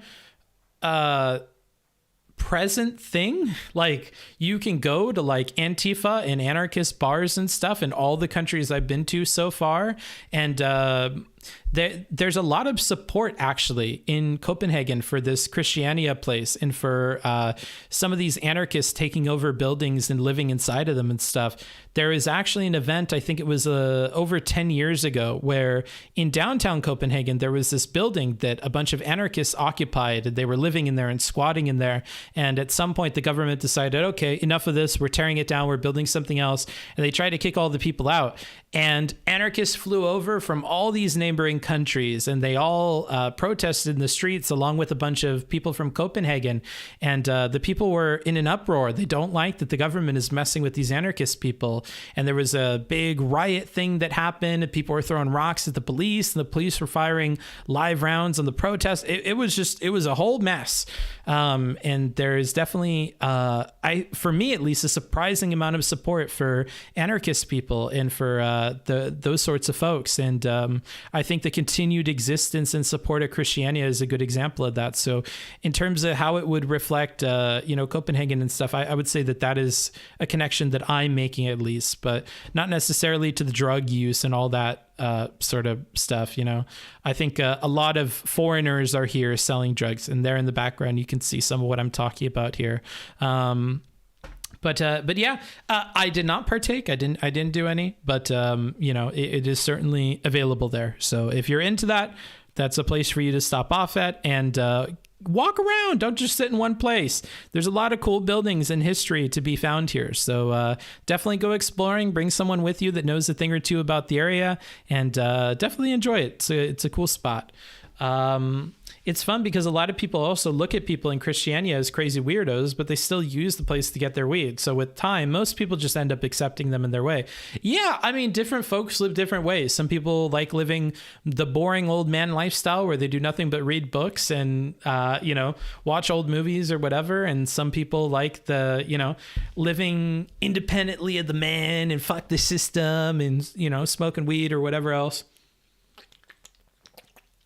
A community is made up of all sorts of people with all sorts of interests and all sorts of cultures. And I think that's a cool thing about Copenhagen is I get a feeling of a lot of like multicultural stuff going on. There's a lot of different areas with different kinds of people, different kinds of food and decoration and architecture, and it's a fairly diverse place, and I think maybe that's reflected here as well. There's different sorts of folks in very different sorts of areas, and everything is covered here. Denmark is big on the arts, huge jazz scene, for example. Ooh, I'll have to see if we can find a jazz bar or something to go hang out at. One thing I dislike about modern Danish architecture is its heavy use of concrete. Do you like it? So, I don't know. I don't know if I could comment on it because I'm not a huge architecture guy, but like, I don't know. I mean, I think they use a lot of brick, a lot of the older buildings, at least. I think you're talking about modern Danish architecture, but I mean, like, there's a lot of old stuff here too. So, if that's not your style, then, and you get upset about it, you're looking to be upset because you have a lot of variety of different buildings you could like here. There's a lot of pretty stuff. There's, of course, that Njahaven or whatever, the waterway with a bunch of colorful buildings all along it, the canal area. There's just a lot of different buildings, like a lot of brick buildings and stuff as well. So I don't know. You can look for something that you like. There's plenty of different things going on here. And, if the modern architecture with the concrete is not something you dig, go a block down the street and you'll find something else. You know what I mean? So, I mean, I like all the architecture here. I think there's a lot of different stuff going on. So this whole Christiania area that we're talking about, of course, this is how it's viewed from above. Now look at this. See how you can see the kind of what this used to be. It's interesting to look at a top-down view of Copenhagen because you see a lot of the defense structures that used to be here. There's a very well-pronounced star fort that I think is maybe just north of here. Like all of this used to be military stuff. And so that's reflected in the buildings that are left here that people are occupying. And it's very interesting. We walked along this whole way to get here. We went the Bat Cave way through the back over here. And then over in this direction is, of course, the Copenhagen that we came from. Again, you could go walking here anywhere, and I don't know if it's just that my host is incredible or what, but there's something to see everywhere you go. There's something interesting in like every part, from the west all the way to past old and new Copenhagen. I think there's cool stuff everywhere. So I've been very impressed with how much we're able to pack into these trips out. Book Pog, hey, what's up? If you want jazz, you go to La Fontaine. For blues, you go to Mojo's. Okay, I'll note those down. So we got Mojo's and La Fontaine. Mojo's is for blues, and La Fontaine is for, and pardon the French viewers, because I know you guys love it when us Americans butcher your language. That is my language. It is very beautiful and you make it ugly. Concrete dislikers be Copen and Seethen. Yeah, they certainly do. So that's Christiania. Afterwards, tired as a motherfucker, bro. I'll tell you, we've been walking all goddamn day, drinking, eating good food. Now I'm tired and I'm a bit hungry, I only had that one sandwich, only had a couple of beers. So what do I decide to do? We go to the shawarma house, okay? Go to the shawarma house. Now, this is the first shawarma place in all of Denmark. So it was, it started in 1980. What is this thing that you guys are doing? Did something bad happen? I'm confused. If it's something with the stream, let me know. But if it's just some chatter being silly, then... So, anywho, end of the day, very tired. So my host takes me to this place. It is the very first shawarma place in all of Denmark, built in 1980 is when it was founded, and still there. The first of many, I understand, because this is labeled as #1. So I think that there are more than just this. And I'll tell you what. Oh, Gappy people. Hey, Gappy people. Sorry, my fucking...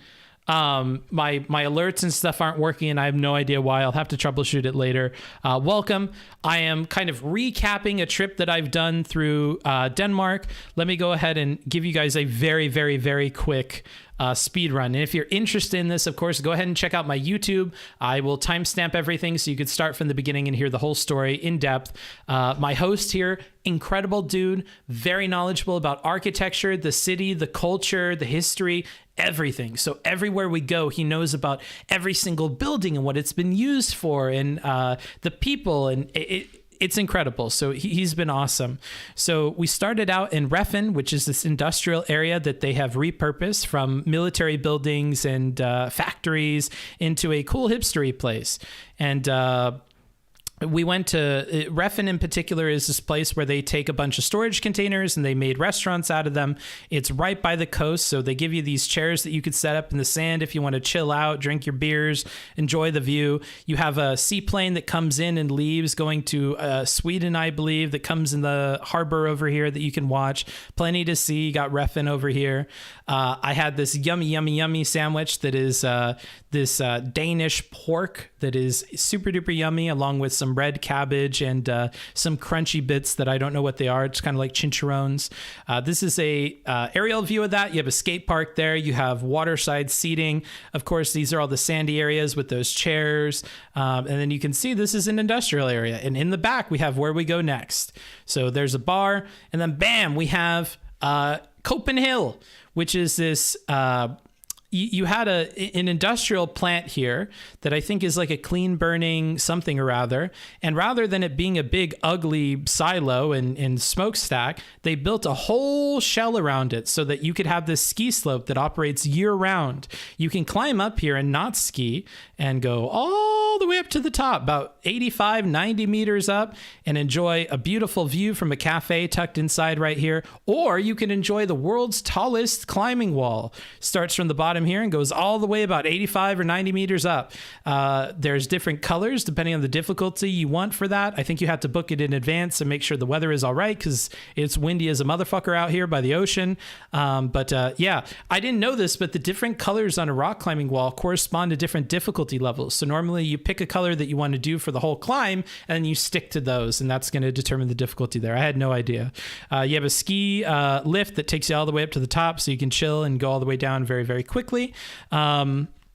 Again, more shots of that. Very, very crazy place. Quite the fucking walk to get all the way up to here. And this is even taller. You get some little windows into the building. You can take an elevator here that is completely made out of glass, and you can see all of the silos and the pipes and everything going on inside of the building, which is really, really cool. Again, this is just a shell on the outside of what is this clean burning plant thing.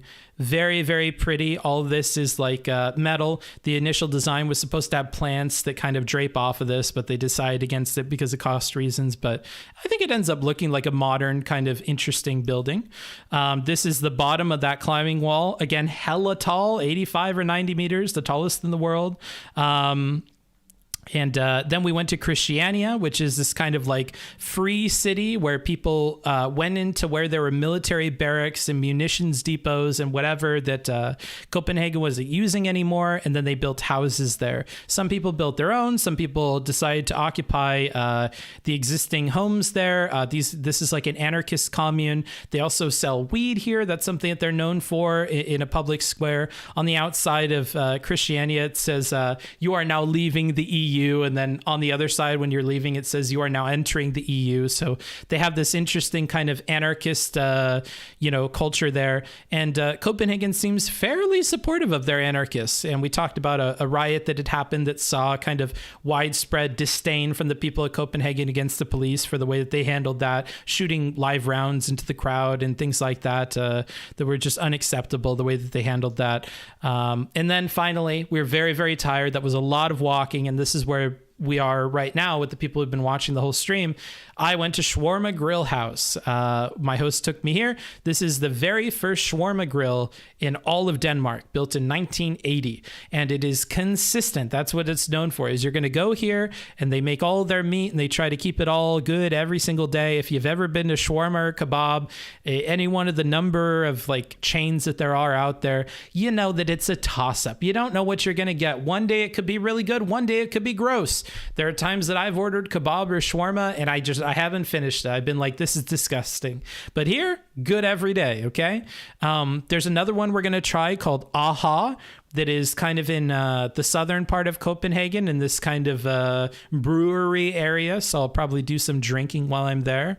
And that's supposed to be really good as well. That comes highly recommended from my streamer friend that we hung out with on this day. And so this place was really, really, really yummy. And it's cool. You got this bar. They are so quick with getting you your order. You literally just stand right at the cash register where you order, and they give it to you within like a minute or two of ordering. And then you can choose to go upstairs, which is what we did. We chilled out by the window and watched this main street of Copenhagen where you can see a lot of people walking around and stuff like that. And then we returned back to here. So that was one day here, one day that we filled up because there is just something to look at and do everywhere you go here. So expect a lot more of this. The stream from now on is focusing more on my travels and my life and hanging out with you guys and the community stuff.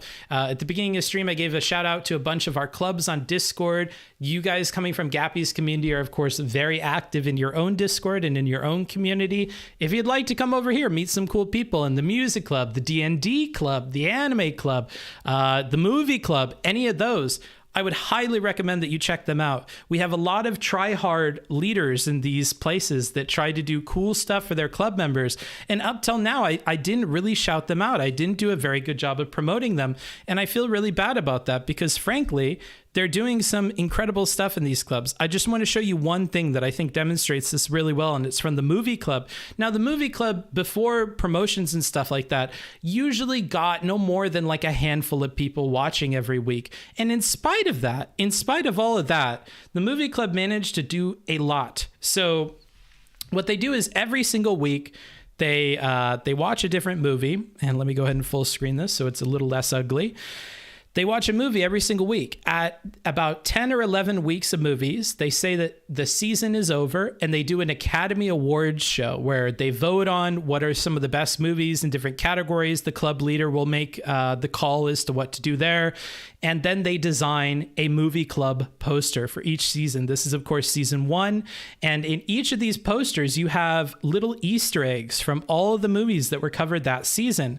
And so it's really, really fun. You have all these little doodads. Season 2, they get even trippier with it. So this is a whole collage of these different kinds of Easter eggs from the movies. And then, of course, they promote when it's happening and all of this, and they do it live on Discord. They prepare a whole slideshow of these different movies. They give synopsises of what happened for people that may have missed these films. And they also give a roundup of the kinds of community discussion that happened around each movie. They talk about, oh, guys, remember when so-and-so argued with so-and-so about this or whatever? They have a lot of inside jokes and memes about those discussions and what had happened and what everybody was focused on. You may even recognize some of these items. And then, of course, they have this callback to season 1's poster. This is something that was also in season 4, which I don't have here. But yeah, we have this graphic design artist who is in our Discord called Chelsea.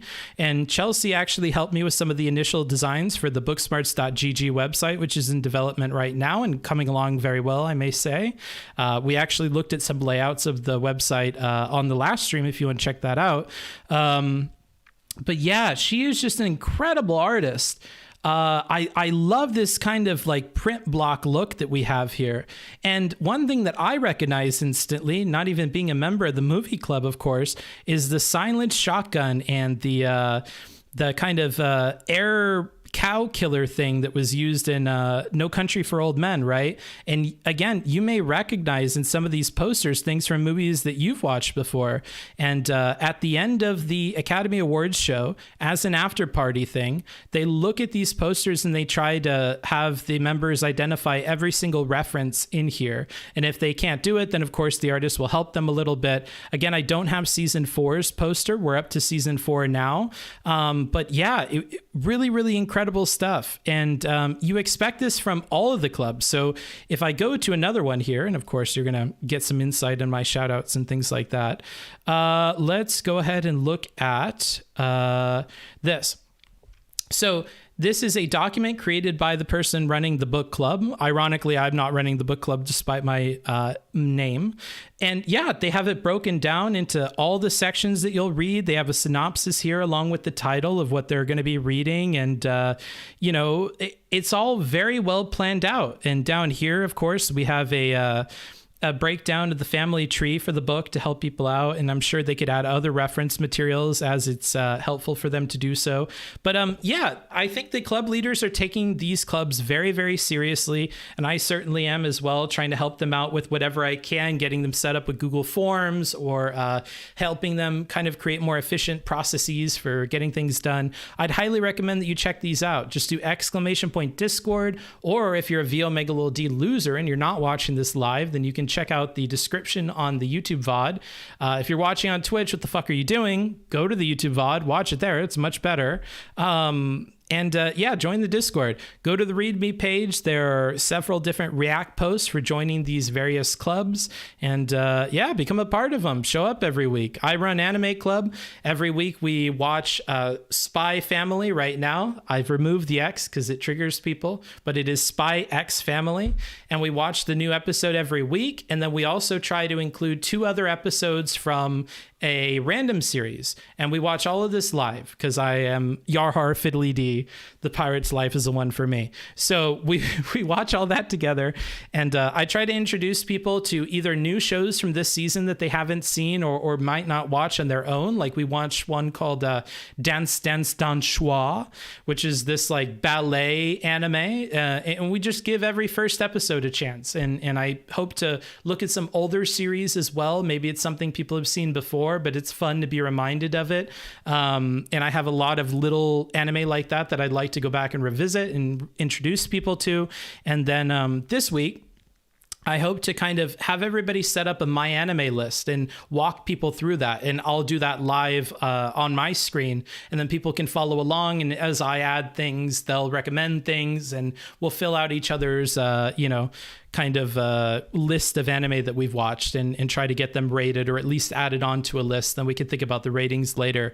And that way everybody has a My Anime list. We'll make a document where all the users who are members can put in their My Anime list link. And that way, if you're talking to somebody, you can get an idea for their taste and the other things that they like based on that. If you see a bunch of people with a bunch of 10s and 9s that line up with yours and 1s and 2s that line up with yours in terms of the ratings, then you know that maybe you found somebody who might like the same stuff you like and learn something from their list. So that's the kind of stuff that we're doing in these clubs. We have a lot of different clubs. If you'd like to start your own, just get 3 members together, write down what your activities would be and when you'd be meeting, send that over to me, and then we'll talk about setting that up for you. I'm happy to help you do anything for your club. So if you want help figuring out Google Forms or what it is that you would do, or spurring discussion or promoting it, those are all things I want to do. We're entering into a new arc with this stream where I'm kind of trying to move away from the Twitch politics scene a little bit more. That doesn't mean that we'll entirely be cut off. We're still going to do reviews and stuff like that. I just really need to take those seriously. I can't be half-assing them and then getting awful clips made of me and then having to immediately walk back statements that I think are clearly hyperbolic. I can't keep doing that, and I don't enjoy doing it. And I think me not enjoying doing it is part of the reason why we have a lot of these bad clips and stuff like that. Just because I'm frustrated, I'm not happy.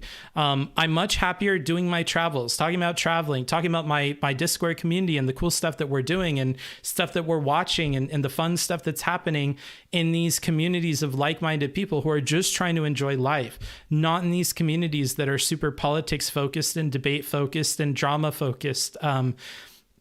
That's not as fun for me, at least as a creator. I don't find it as stimulating or fulfilling.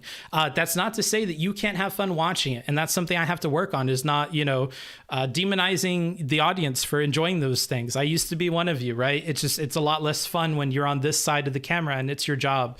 At least for me personally. I know Relly has fun with it. Chud has fun with it.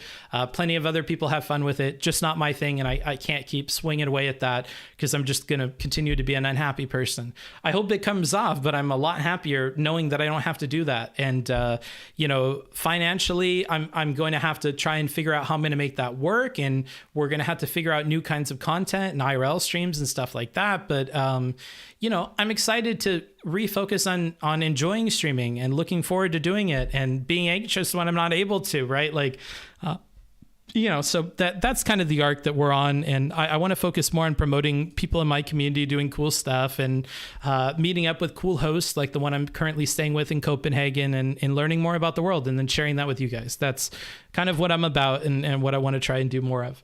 Why are you in Denmark? So here's what I do. I basically, I move every single month. Every single month I'm in a different country, basically. So this month I'm in Denmark for basically the entire month. The reason why I'm here is because I waited until my 90 days refreshed that I could spend in the Schengen zone in Europe. And my 90 days has refreshed. At the end of these 90 days, I'll be going to TwitchCon, and that's about the end of how long I could stay here. So it was mostly about figuring out what do I do before TwitchCon. And I have what I call my global Rolodex of viewers and patrons and other people who either are willing to show me around their city or want to meet up, or the highest level of these people, they want to host me, which is where I'm at currently. There's a guy that lives in Copenhagen. He's like, hey, I have a spare room and I can, throw a bed in there and a desk, and you could do your stream in there, and I'd be happy to show you around the city. I work as an architect, and I know a lot about the city and about the buildings and about the culture and the history, and I'd love to show you around. And I take up those opportunities. It's always scary. You don't know the kinds of people that you're going to meet. You're going to a country you've never been to before, but I'm no stranger to that. And I've done that my whole life. Ever since I was 18 years old, I basically have been a globetrotter. I'm all over the place. I'm constantly doing weird things like living in a van or, living in Thailand and going to a different Asian country every single week or month or whatever. So it's not a scary thing for me as much as it is for other people. And I already lived this weird life. So I think giving you guys more of an insight into that makes for better content and might inspire some of you to try out the same stuff. You don't have to be as crazy as me. You could save up for a weekend excursion to a place that you've always wanted to go to, but never really put the pieces together and figured out how to do it. One thing that's really pushed me in this direction that I never talk about is my dad. My dad watches my streams all the time, and it is watching me do all this stuff and learning and hearing about my stories and stuff that inspires my dad to go out and explore the US. He really wants to go and see these different states and these different national parks and these different places and visit friends. And I think he's always just kind of built it up in his mind to be more of a hassle than he would be able to overcome. And after he's done a few of these trips, going to Utah, going to, New Orleans and Louisiana, he's kind of realized that, oh, this isn't that bad. And, following some of your tips about packing and about, how to get flights and stuff like that, I've actually been able to do a lot more of that. So I want to share that with you guys. I want you to go out there and live life. I don't want you to leave something on the table if you get hit by a bus tomorrow. I want you to be pretty happy that you did a lot of the things that you wanted to do. And I think part of that is getting out of the way these urges to visit and see these places that you love.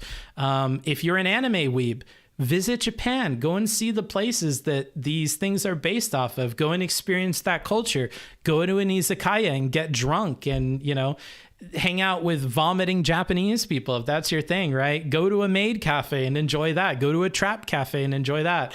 If you're a degen and you want to go to Thailand and fuck prostitutes or whatever, go out, go do it, go try it. If you want to come to, the old Roman cities and buildings and explore that, do that. If you want to go look at the places where the great battles of World War I and II were fought, go do that. If you want to visit Africa and see the old civilizations and stuff like that, go do that. So that's kind of the stuff I want to encourage and give people the information to be better at doing. I spend all of my money and all of my time and all of my energy into doing this. I don't have a base that I live at. I don't have a secret apartment somewhere that I can come home to. All of my money, all of my time, all of my energy goes into travel all the time. And that's how I can do this. And I just think that's a more interesting thing to share with you than my opinion about some debate or something, you know. I'm sure there are a bunch of people that appreciated the structured, approach and this and that and whatever, but I can't do it anymore. This is more fun for me, so I'd rather do this. That's good to hear. Book Dad getting the travel bug. Yeah, it's cool to hear, you know. Is TwitchCon in San Diego? There's another one that happens in San Diego. So there's one in July that happens in Amsterdam, and then there's one in October that happens in San Diego. I have plans to go to both. So I already have my room booked and stuff. I'll be staying with IRI, Relly, Wicked Supreme. We're going to have a place out there. We'll be there. We'll be hanging out. So that's already planned. That's already set. I'm definitely going to do that. So I need to be back in the US in time to go to that TwitchCon in San Diego. But yeah, I plan to go on to both of them.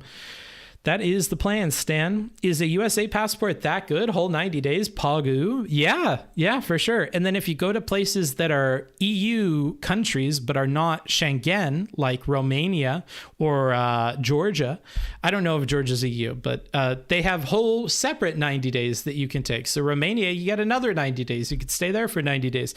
Georgia, I think you get 180 or a year or something there that you could stay as a tourist. Is crazy. You can go to Georgia, Tbilisi, and live in an Airbnb for cheap. Yeah, there's just lots of opportunities all throughout the world that you could go to. And at least if you have a passport like mine, you could certainly go to a lot of different countries. Japan is another one where you get a free 90 days. Now, when you arrive in Japan, they determine whether or not to give you that full 90 days. So you're going to want that money in your bank account. You're going to want to have an idea of the itinerary that you want to do and make that convincing for the agent that you talk to at immigration when you land. But yeah, once you get that stamp, you can have a full 90 days in Japan. So yeah, lots of places have a similar setup where you get that 90 days in the country if you have a US passport. So yeah. I do enjoy your community, though, and I'm glad that you... Oh, okay. I assume there's some first part in this. I enjoy reveling in the chaos, okay, of the political stuff. I do enjoy your community, though, and I'm glad that you seem to be more excited now that you are focusing on it. Yeah, I mean, they do cool stuff. Look at those movie posters. Look at this Academy Awards thing. Look at this book club, setup here. The D&D club is going to be doing D&D stuff. That's going to be cool. My host actually knows one of the top 10 players in Denmark, and we may be able to work out that person talking to the D&D club. So I mean, like, if I can just rub together these people that I know and that are interested in the stream or enthusiastic about the stuff they're doing in the world, and we can kind of capitalize on that and focus on that, build communities around that. I think that's a positive thing. I don't want to build communities around people that are grumpy gusses or are drama frogs or whatever, you know, like you guys can do that. And we have places for that in the Discord. We'll accept all kinds of different people, but you know, like, I want us to build more around things that are fun and that are joyous. And if drama is fun and joyous for you, then, you know, to each your own. But, I personally am more interested in these movie clubs, these music clubs, the anime club and whatever, you know, like I'm not a big D&D guy, but maybe I'll stop by one or two of these club meetings and see what it's about. And maybe I have it pegged wrong, you know, but, yeah, I think that's fun stuff. And I want to kind of build more of that. I want to build this global Rolodex of people all over the world that I could visit or hang out with or refer people to if they have questions about what to do in a city or something like that. You know, like I know that my host has talked about wanting to do this, extend this opportunity to other streamers. And he's very knowledgeable. He's a wonderful dude. And he can definitely give you a ton of info about the area and, what's going on. So there's never a question I ask him that he doesn't have an answer to it. That's incredible in my book. So, I just, this is really fun. 90 days in Japan, 90 days in Europe, 90 days in the US and 90s elsewhere. Yeah. I think you get infinite time in the US if you're a USA Andy, but you know, Chud and the others don't do the reviews the way you do. Nobody does really. It sucks that you don't enjoy doing them now. However, you're no good to us dead. So I dig it. Yeah. And the other thing is, guys, sure, the ones that aren't super duper prepped are still kind of different. But remember, I wasn't doing a lot of the like really good, really prepped. I've spent days and days thinking about it. We don't do a lot of those. I think the last one that we did that was really good quality and was like that was like BX Bullet versus Destiny, right? And I have to be personally interested in demonstrating problems in a conversation to really have enough like fire in the, I don't know, the steam room or whatever to really power through the hours and hours of prep that takes. And that's time that's not necessarily always compensated. I really have to shill on the stream, and that's really off-putting to some people. But what they have to realize is like, sure, this is like an 8 or 9 hour stream, but I've spent at least double that time in prep for this stream of watching the thing over and over again and taking notes. And that's not to say anything for the time that other people behind the scenes were spending on helping me. My transcriber, my commenters, people who I look to for feedback on the takes that I had, right? Like there's just so much time spent outside of that really when you calculate it, I would rather that be paid that little amount for doing these streams, or I'm having fun and going out and doing stuff, and just supplement it with the work that I did before. I will admit this to you guys, and I will plug this on stream. If you need help with essays, if you need help with tutoring, with editing, if you are having trouble getting your thesis passed by your professors or your review board, if you want help or advice on how to conduct your research, if you need help with drafting certain parts of your thesis or your papers or whatever, I'm happy to help with all of that. And I'm going back to doing that. And, I'm not a dude that's super concerned about the ethics of that. I don't bullshit on these papers. When I post stuff in them, they're true. They're backed by sources. Like, I've heard a lot of crazy things about why doing papers is bad. Doing papers is bad, but it's not bad for me for the reasons that are attributed to me. Like, some people say I just bullshit them and I put things that aren't real. Like, no. The paper wouldn't pass if I did that. I do the research that I need to do for the papers. And a lot of the time when I'm helping somebody who's working on their master's thesis or they're doing their doctoral work, they have to go out and defend those things on their own. They have to have interactions with professors every day where they demonstrate their understanding of the knowledge that is contained in that paper, in that piece of work, in that research. So it's not like they don't know the thing. The problem is that people don't get the support that they need to really be good writers enough to like do these massive papers. I think that a lot of people are handicapped by their writing ability. And sure, they could spend hours and hours with tutors and try to do it that way. But at the end of the day, I think really when you go to writing workshops and stuff like that, or especially when you get a private writing tutor, the way it's really working is they're writing it for you anyways. So I would rather write the thing, tutor them in the thing, test them in the thing, and then make sure they can defend this stuff on their own. Or better yet, the projects I much prefer is when you already know your stuff, you've already conducted your research, you're just having a hard time with this editing process where you're getting a lot of notes back about things you need to change or things you need to tweak just so that they tickle the professor's pickle in just the right way, right? That's annoying. That's frustrating. That isn't a demonstration of your understanding of the concepts. That's nonsense bureaucracy that you have to deal with. And I've dealt with it enough to be able to help you and make sure all that's done. So, there's a wide variety of people in situations that I help with.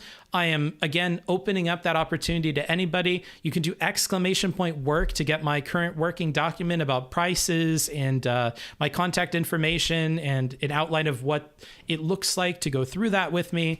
So if any of that interests you, I would highly recommend you do !work and check that out. And, there was a person in the book court who was asking for help with an admissions letter. They reached out and we are already in contact. So that's definitely something that I am accepting and working on. So yeah, if you're applying to a college or if you're applying to a certain kind of degree program, like your master's program or a law program or something like that, I could help you with your admissions letter. Yet again, another thing where it's like your writing ability is handicapping you more than the experience that you have, right? We're not making things up that you didn't do. I'm helping you to pick the different stories and put them together in a way that is going to give you the best chance of getting accepted in this thing. And the whole world is kind of built around this idea that people with money have certain kinds of advantages and whatever. And that's no different in education than it is in other places. And for the people who can afford a tutor, they can do it the hard way and they can learn all their stuff and whatever. tutor, they're going to be put in an advantaged position compared to somebody who couldn't afford a tutor, right? And it's the same way for writing. If you have the amount of money that you need to help somebody, have somebody help you write it, then you're in an advantaged position compared to somebody that doesn't have that. The way that I used to kind of recoup that, in my brain at least, is to give really cheap tutoring to kids and stuff and give them advice about how to get into colleges, what it's like, advice on their careers and stuff like that, and teach them how to write papers the way I would teach a college student. So what I teach them now is going to carry with them all the way through to their doctoral if they choose to do that. You know, and now I think what is my philanthropic endeavor or whatever is kind of doing this stream thing. As it stands right now, it's not going to make me a ton of money, especially doing this like fun stuff. But it's something that I'm willing to keep chipping away at and keep helping people with their travels or with their life stuff. And I find this to be a fulfilling endeavor to create this community of people who are all getting along with each other and doing cool stuff and indulging in the things they like to do. And if I can facilitate that by offering my platform to these groups and stuff, then that's what I'll do from here on out. So that's the plan moving forward, guys. Lol, I recall this grad student who had 2 PIs commenting on her grad thesis. She had to rewrite her manuscript repeatedly because each PI wanted a different framing of the dissertation. Very annoying. Yeah, and at that point, it's not about whether your dissertation is good or bad or whatever. It's, again, what I would consider to be nonsense bureaucracy. Are you going to try to IRL stream the Sakura Festival? I spotted 4 furries yesterday. Oh, I don't think I can. So I don't have a SIM card. My host has offered to give me his SIM card, but it's the one he uses for work and he might get calls and stuff. So I don't really want to do that. I think I'll probably go there and just enjoy it like as a private person, and just wait until I get the SIM card and do it the right way later. We were thinking about going to a phone store today and picking up like a SIM card and a second phone, because I'm going to need a second phone to look at chat anyways. But a lot of places are closed. It's Sunday here, so yeah. Yeah. So Lemony666 is a cool streamer person you guys should check out. She is trying to get her channel kind of up and running and finding her way as a streamer. So if you want to check out Lemony666, now that you have exposed yourself in the chat and you have doxed yourself as clearly being close enough to go to the Sakura Festival in Copenhagen, I will say that is the person that we hung out with yesterday. I didn't know if I should say so or not, because I didn't know if you wanted me to, but yeah, we hung out with Lemony666 yesterday. She's really cool. She's dope. Fun energy. We got drinks and we did all the walking together and suffered together at some points, but yeah, we had a really, really fun day. I was even she was shocked by by how much my host knows about everything in the city. Oh, damn, dude, I have an extra phone. How do you just have extra everything? Lemonies is also the person who was like, hey, dude, like, if you want to like have another place to be after this one and do 2 weeks here and 2 weeks at my place, you can definitely do that. So Lemonies is awesome. Probably going to be a host in the future. Apparently has an extra phone, has an extra bike. I don't know what's going on with that. They got lots of extra shit. Yeah. Maybe not today. It would be a logistical nightmare. If you want to hang out at the Sakura Festival, we can. I was waiting to see what's going on with the rain. Like, it just started raining again. I think it's supposed to be done after like noon or 1 p.m. So in like an hour. If it clears up, I'll head over there after stream and hang out. So you have my Discord. Just let me know. Because once I leave this house, I ain't got no connection. So you ain't going to be able to get a hold of me. Okay. That's what I would say there. Let me go ahead and catch up on the chat here. I'm still looking for peeps to start a game dev club. If interested, reach out. Their Discord is squared, #0507. So go ahead and reach out to Twitch Squared if you'd like to start on that. What's up? I did not understand anything. The Naruto panel was funny. Yeah, Naruto panel was good. I liked it at least. Just saw your Destiny interaction. I'm incredibly disappointed in your dishonesty when cornered. Okay, how do I respond to you? So if you just saw it, I would encourage you to look at the follow-up stream where I talk about, so there are some issues in the way that I'm covering stuff. Here's how I would go about fixing that, kind of a return to form where we're doing prep stuff. We're being very careful about what we say, no drinking on stream, right? Like, I think there's a lot going into what you're seeing there in those clips. They're not representative of the whole of the coverage that I have of Steven. I would say that the whole of coverage I have of Steven is generally very positive, especially when you compare me to the people who you're saying that I'm like all the Destiny hater people. I don't think I'm like that. I think that unfortunately I'm being judged on some clips, and you're not taking into account my whole body of work, but that's fine. We're moving away from that kind of stuff. I generally get frustrated doing it anyways, and of course that's reflected in these bad clips and where, people are thrown under the bus that shouldn't be thrown under the bus, and mean things are said about them that shouldn't be said. But I also see from your guys' community a lot of things that are just not true, and that make it difficult for me to engage with a lot of the criticism at the levels you guys are having it at. I think that the DGG community, I'm going to try to be very careful here because again, this is part of what I want to fix.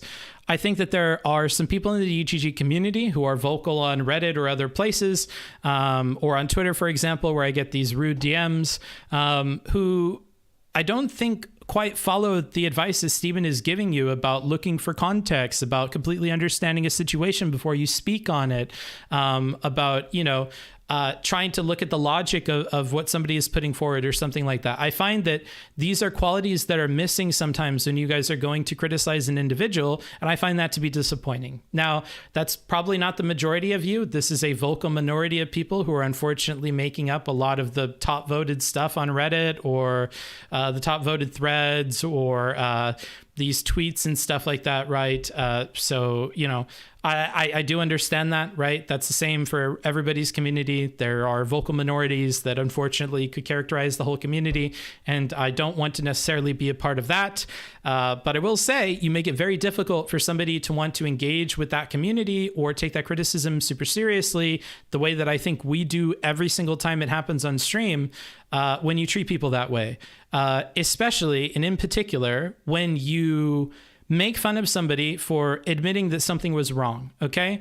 When you kind of burn people for walking something back. Like, if I said something that was hyperbolic while I was 240s down, into being, into drinking on stream and whatever, and I'm like, oh, okay, well, yeah, I don't believe in that. That's hyperbolic. And I would say that's wrong. I don't believe that for sure. That's not true, right? I think you're going to struggle to find a lot of streamers who are willing to just forego a lot of hissing and fussing and whatever and admit those things. And there was hissing and fussing on some of those points for sure. But I don't think you see other streamers giving these concessions at the end of those. And I think that you guys often ask for those things, but when they're given to you, I don't think you quite, I think give them the value that they deserve. Now, then again, there are some of you who do, and then you're like, okay, I get that. That's good of you, but you shouldn't be saying these things and yada, yada, yada. And all that's true. And so there are changes that we're making to the channel that are a part of that, right? And there are a lot of things I did wrong that I admitted to, right? So I used to be subscribed to you. Oh, okay, cool. I saw the full Strom.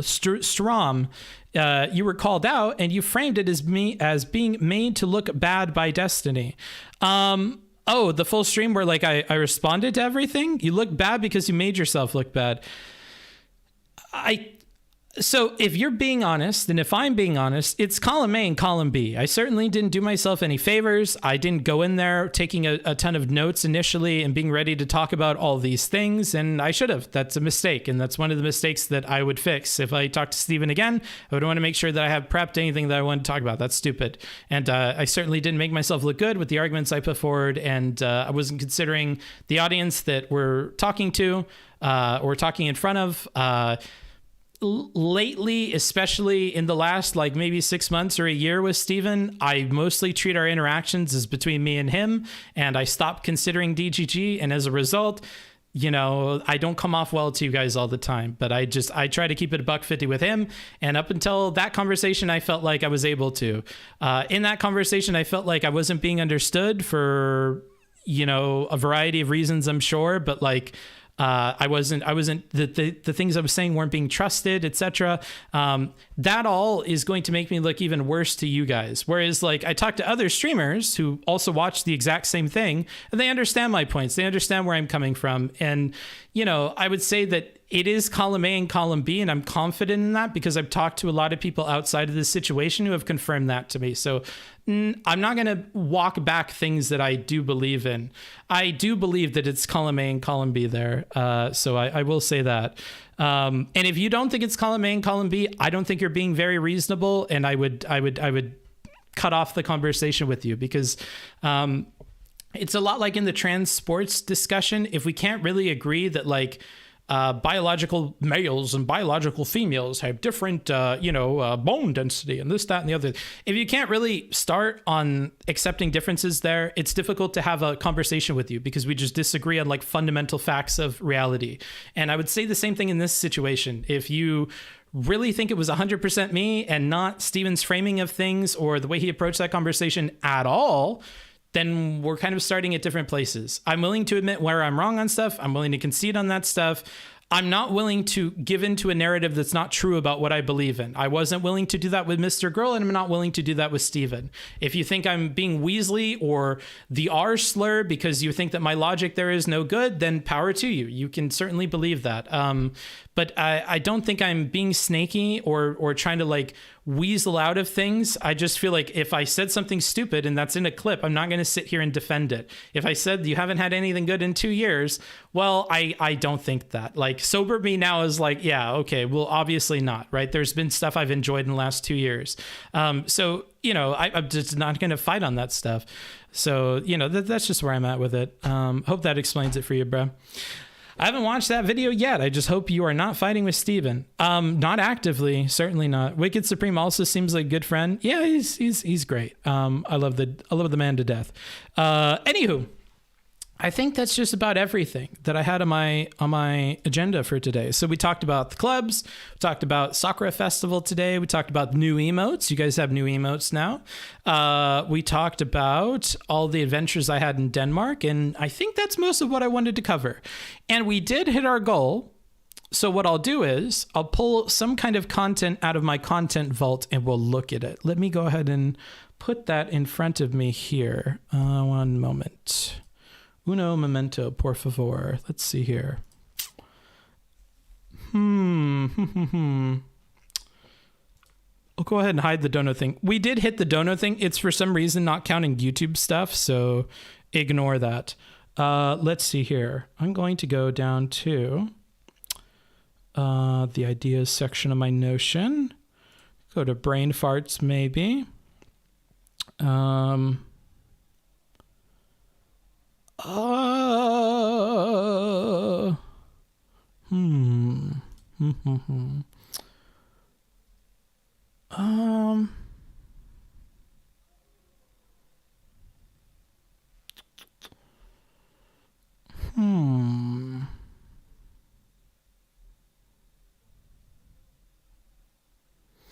That's so tough to pick what to do. I don't think it's healthy assuming people who disagree with you are somehow diehard fans of the person you disagree with. I'm being very careful in how I'm talking about this, and I will say that that's not a fair characterization of what I just said. So I didn't say that all of the people that disagree with me are somehow diehard fans of the person I disagree with. I said that there is a vocal minority that I see represented that I have problems with. I have problems with the way they're talking about it.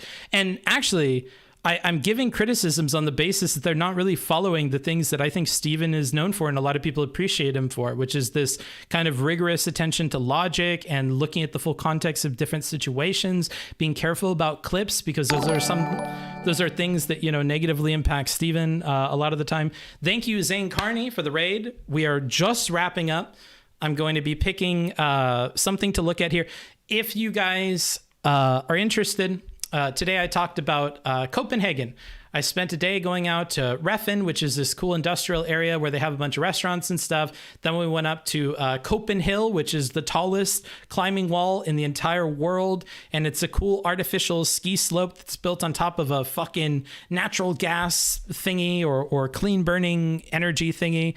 Then we went to this anarchist community where they sell weed on the street, even though it's illegal. So lots of cool stuff that I've done in Copenhagen so far. My name is Booksmarts. I travel around the world. Every month I'm in a different country, basically, and I'm sharing those travels with you guys. We're just wrapping up talking about some of the stuff that I used to do a lot more of, which is debate reviews, political reviews. So I had a bit of drama with the creator Destiny, who you probably know about, where I had some bad clips where I said very mean things about Steven. Granted, it's mixed in a bunch of content where, like, when we're covering him, when we're doing reviews of him, I feel like we're if anything, very respectful of Steven and his prowess and abilities and whatever else. So, you know, I think most of our coverage of him is fair, though there are these outbursts that are clearly not fair and clips that are clearly not fair. And so I talked about some ways that we're addressing and fixing that. And part of that is just not doing that content nearly as much because it frustrates me and I don't give it my all anymore because I'm just sick of it. So we're moving into talking more about my life, which is interesting enough. You guys are coming from Zane. Zane is another man with a very, very interesting life, I would say. You know, traveling and performing with people like, oh gosh, what is his name? I always forget it. Handsome lad who does very sexy songs. Maybe you guys would remember because you're coming from the raid. You'll help me with my memory here. But yeah, I'm in Copenhagen. Yes, I am, Mr. Zane. Zane, who is it that you tour with? That guy. Yeah, and you finally get to raid me. We're on at the same time. What is that guy's name? It's not Mike Myers. It's like an actor. I'm trying to think of what his name is because I like his music. I'm awful with the names of these musicians and stuff. But yeah, to wrap up to RD, I think you're not being very fair with me, bro. We're not just talking about diehard fans. It's not what we're focusing on here. Bob Marley? No, it's not Bob Marley, bro. You know who it is? The sexy guitarist guy. What is his name? Fuck. He's got like a very interesting like face to him. He looks like he's doing Blue Steel all the time. He's got that squint, that sexy squint. I don't know what the fuck his name is though. If I said it, I feel like people would be impressed and then they would immediately know your level of John Mayer. Yes, John Mayer. This motherfucker tours with John Mayer. Can you believe that shit? He's the real OG.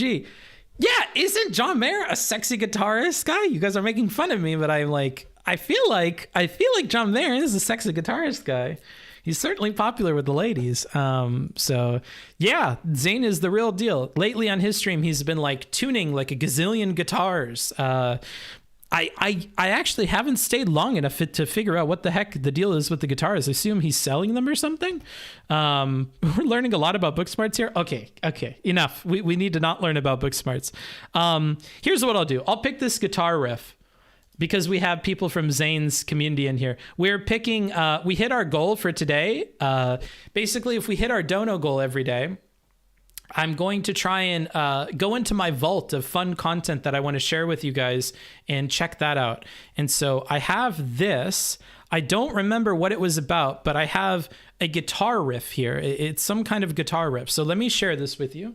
It's from an older Reddit post. Let me switch over scenes here. League. Let's go here. Okay, so here is our guitar riff. Let's go ahead and check this out and see what it's all about. Oh my goodness, that's so loud. Here, let's turn that down. Let's see. So it looks like he dips his hands in water and then he's gonna do something funky on this guitar. I'm cringing at the chlorinated water on a wood guitar, but maybe Zane would know better than me if this is something awful for the guitar here.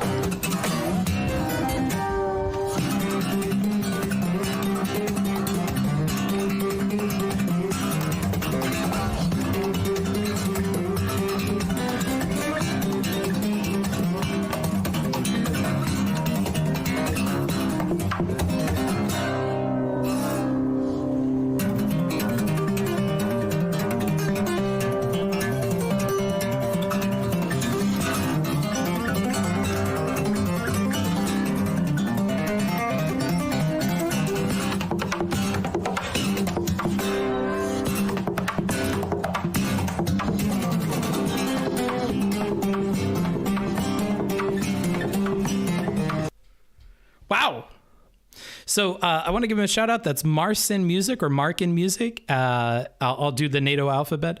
So that's Mike, Alpha, Romeo, Charlie, India, November, _ Mike, Uniform, Sierra, India, Charlie. Marcin Music. That was a hell of a bop. I enjoyed that. Now I get why Past Me put that in there to check out. That's kind of sick.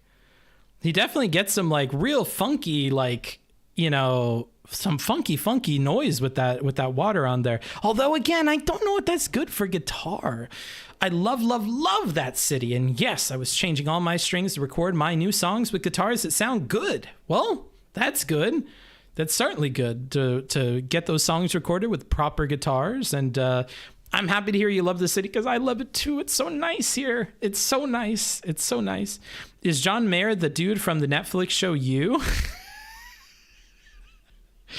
No, bruh. That's a serial killer person. I might have missed it, but did Book go to the Tivoli place? No, but it is on the agenda. I want to go there. Wait, that's Zane? He looks so young. No, it's not Zane. That's somebody else, some random person. This guy can play. Very specific and amazing technique. Love his playing. Yeah, I love when people like noodle and mess around with like, you know, there is beauty to strumming and doing your proper chords and whatever, but for some reason, noodling and like doing the individual like strings, that's always been something that's gotten me. Like when I did guitar in high school, that I always picked the songs for performance and stuff that required that. And I was always advised against it because it can be a little bit more difficult than just remembering how to put your fingers and to do the chords and stuff. Because once you can nail them and once you kind of get into the habit of doing that properly, I think it transfers. But and again, this is my amateur understanding from talking to one music teacher. It seems like noodling is something that maybe takes a bit longer to get better at, and for each song it's going to be pretty different. But I like that about it. It felt more like kind of video gamey to me than the strumming and stuff. I have to hit the hay, but real talk, man, let's do a co-stream one of these days because you're in the cities that I played in. Could be fun to talk about our shared experiences. Yeah, let me build some more experiences in Copenhagen, then we'll definitely talk about that. That'd be cool. Bookie, if you like this guitarist, you should check out Andy McKee, one of my favorite guitarists, one of the progenitors of that style of play. Okay, let's check him out. This is a fun little deep dive here for the end of the stream. Let's look up Andy McKee and check him out. Is there anything in particular you would recommend from him, Yobil? Hey Books, how you doing? Hope all is well. All is doing well, my friend. I am in Copenhagen, Denmark with an incredible host who knows everything about the city, and I am Bing chilling, bro. I am certainly Bing chilling. I would press the button, but we don't have the stream deck up and running quite yet. Next couple of days, we'll have a full IRL setup and full streaming setup, and I'll be able to do a little bit more. Finger picking and hammer-ons and such. Zane and Books content, Pog. Yeah, that would be cool, huh? We could definitely do that. The rare book collab streams. Oh, I didn't shout this out. This will be secret. This will be for the people who made it all the way to the end of the VO Megalo D, or for the people who have made it to the end of the stream here live with us. Very much so appreciate you folks. This week, on Thursday, we have a collab. Now, this is 6 p.m. CEST. You fucking Pacific Standard Time people and Eastern Standard Time people, you privileged fucks. You can figure it out. You can Google what the conversion is, because I certainly won't. But at 6 p.m. CEST, we will be talking to Counterpoints. That's right. I made it happen. I certainly did. Now, props to Counterpoints for giving me a day where he's completely off and he can do weird hours so that we could match up our availability, because normally 8 p.m. his time is like dark 30 my time, and it's just not doable because I want to get sleep, especially if I'm doing traveling and stuff. Now I want to get to bed at a regular time so that I could keep doing something every day and not be like super tired or hungover or something like that. So I'm not going to sacrifice my sleep for Counterpoints, but hey, 6 p.m. that's easy. That's easy, baby. I can do that all day. So yeah, we're going to be doing 6 p.m. with Counterpoints. We'll be talking about some of his mutual aid efforts, his Discord, his community. Those are things that I'm focused on. I want to talk to him about. Maybe we'll touch on my own personal Fortress arc or whatever, and how he feels about the Twitch space, you know, yada yada. kind of the normal stuff. And then whatever Connor wants to talk about, I'm down for. So if he comes prepped with some points, I'm sure we'll have a fun time. And I like what I'm hearing about what he's doing with this community, and it might give some inspiration for what we could do. One of the clubs that I would like to see develop in my Discord is a kind of volunteer or activism club. I want people who have life experiences or daily experiences volunteering, working for nonprofits or charitable organizations to kind of share their experiences and encourage other people to do it. And for people who are new to volunteering or are new to the idea of kind of doing things that benefit the world or whatever, they can go in there and feel like they're normal, because then they have a community full of people all over the world that do that. For instance, my host, it was really cool.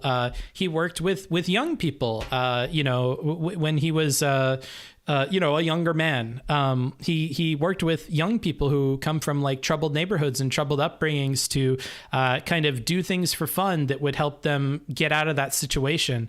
I don't want to give too many details because I don't want you guys, figuring out who he is or anything like that. But so he did that, and he helped kids do nerdy shit. Like he's into D&D and stuff, so you can guess the kind of stuff that they were up to. But that got kids out of just being bored and having nothing to do and not having parents at home. And so what do they end up doing? They end up lighting trash cans on fire and throwing rocks at the police and doing, goofy shit. So yeah, he helped out with a bunch of that kind of stuff.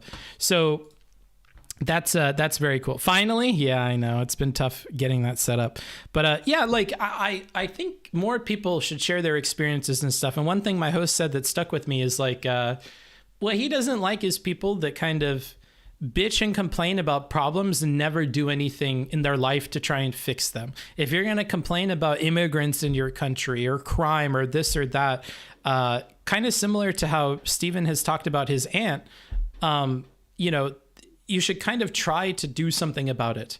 And if you're not doing anything about anything and you're just complaining all the time, then it's a bit annoying. So, I think more people should do that, but more people need role models, quite frankly, because if you don't see anybody else doing it, you're not likely to try it, right? If you don't have any friends that do that stuff, you're not likely to try it. So if this community can be a conduit to you meeting other people that do cool stuff in real life, and that can be a stepping stone in your path towards activism, I would be happy to be a part of it in some way, shape, or form. So that's kind of stuff I hope we can develop in our community, and maybe I'll be able to get some of those people from Connor's community to help talk to my people and help make that happen. Who knows? Or maybe funnel some of my people over to Connor's community and tell them, hey, you want to go do that stuff? They're doing it over there. You should hang out with them. Drifting or Rhythm or Rylan. I'm going to look up Drifting by them. Drifting by Andy McKee. Drifting. We'll go ahead and we'll look at that one in a sec here. I'm just going to catch up with the chat real quick. Booksmart seems like he enjoys Europe a lot. This is going to be a fun month of content, I think. I think so too. I like Copenhagen particularly. Let's see here. Counterpoints, is that the ex-cop jumps into stream to try and defend Booksmart's guy? Yeah. Yeah, it is. I don't think that did anything good for him. I heard multiple people went on to talk with Steven about me, whether that's to jump on, ironically, to jump on a hate wagon of people that dislike me, or it's to defend me in some way, shape, or form. All of it, I feel weird about, but I certainly appreciate Connor. And again, Connor's another person who, like, this reasonable dude who I have really stiffed every opportunity to kind of meet with him and do a collab, even though I really want to, he could just as easily just choose to agree with Steven and whatever. He understood what I was saying. And, again, it may be delivered poorly, sure. But if Connor can understand it and he's an intelligent guy, and Supreme can understand it, and other people who I will leave unnamed because I don't want to get them in trouble with this community because I'm moving away from it and I don't want them to get shit. If it seems like everybody I talk to understands where I'm coming from, at some point I have to wonder about the situation, right? So I don't know, bro. And I did things wrong, and they also agree that I did things wrong, right? Connor's on that same page, but some of this other stuff is just above and beyond the Call of Duty of nonsense, I think. My friends broke into a vacant house once. Jesus Christ. Well, maybe if you had fun things to do in your community, you wouldn't do that. I don't know. Maybe you needed a program to help you. Oh yeah, Steven's former police officer aunt from New York City, I think. Yeah, like she had a good point about when do you guys ever go to the church to volunteer? When do you go and feed the homeless people and whatever? So yeah. Anywho, let's wrap up the stream by checking out Andy McKee drifting real quick. I'm like 99% sure this will get us in trouble. This will probably get this video demonetized or maybe even muted at the end here. So if the stream randomly mutes after this, you'll know why, because Mr. Andy McKee did not want me doing this. But we're going to show it anyways, because you have to give the people what they want. And we met our dono goal, so we're definitely doing it. Let me switch scenes here. Let's go to, and sorry if you hear that in the background. I think somebody's hammering, but I'm being loud too, so not much to complain about there. Let's go to League scene here and open this meow and check this out.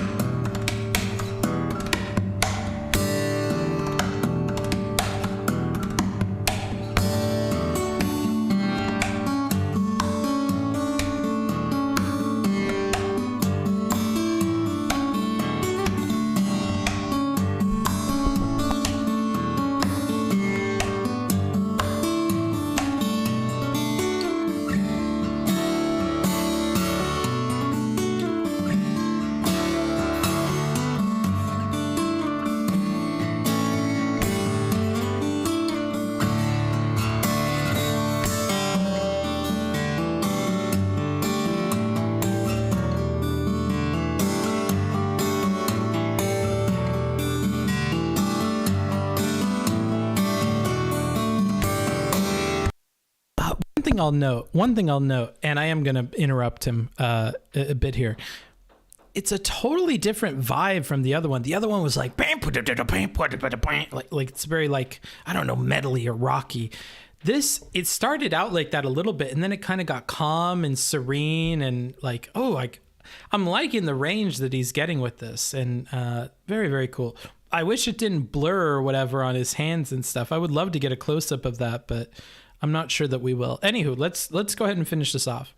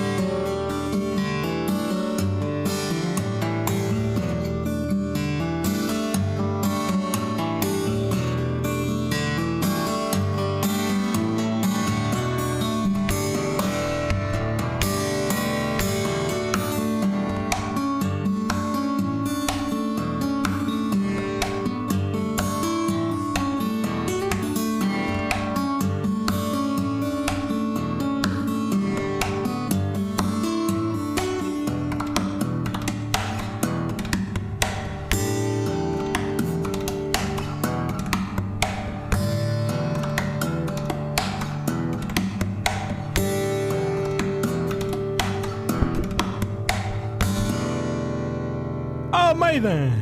Amazing. That's Andy McKee. That is in the NATO alphabet. Alpha, November, December. Oh, I'm a dumb fuck. Let me start over. How embarrassing. That is Alpha, November, Delta, Yankee, Space, Mike, Charlie, Kilo, Echo, Echo. Andy McKee. That was Drifting. And apparently you can find him at candyrat.com. That is the... looks like his publisher, whatever, for his music.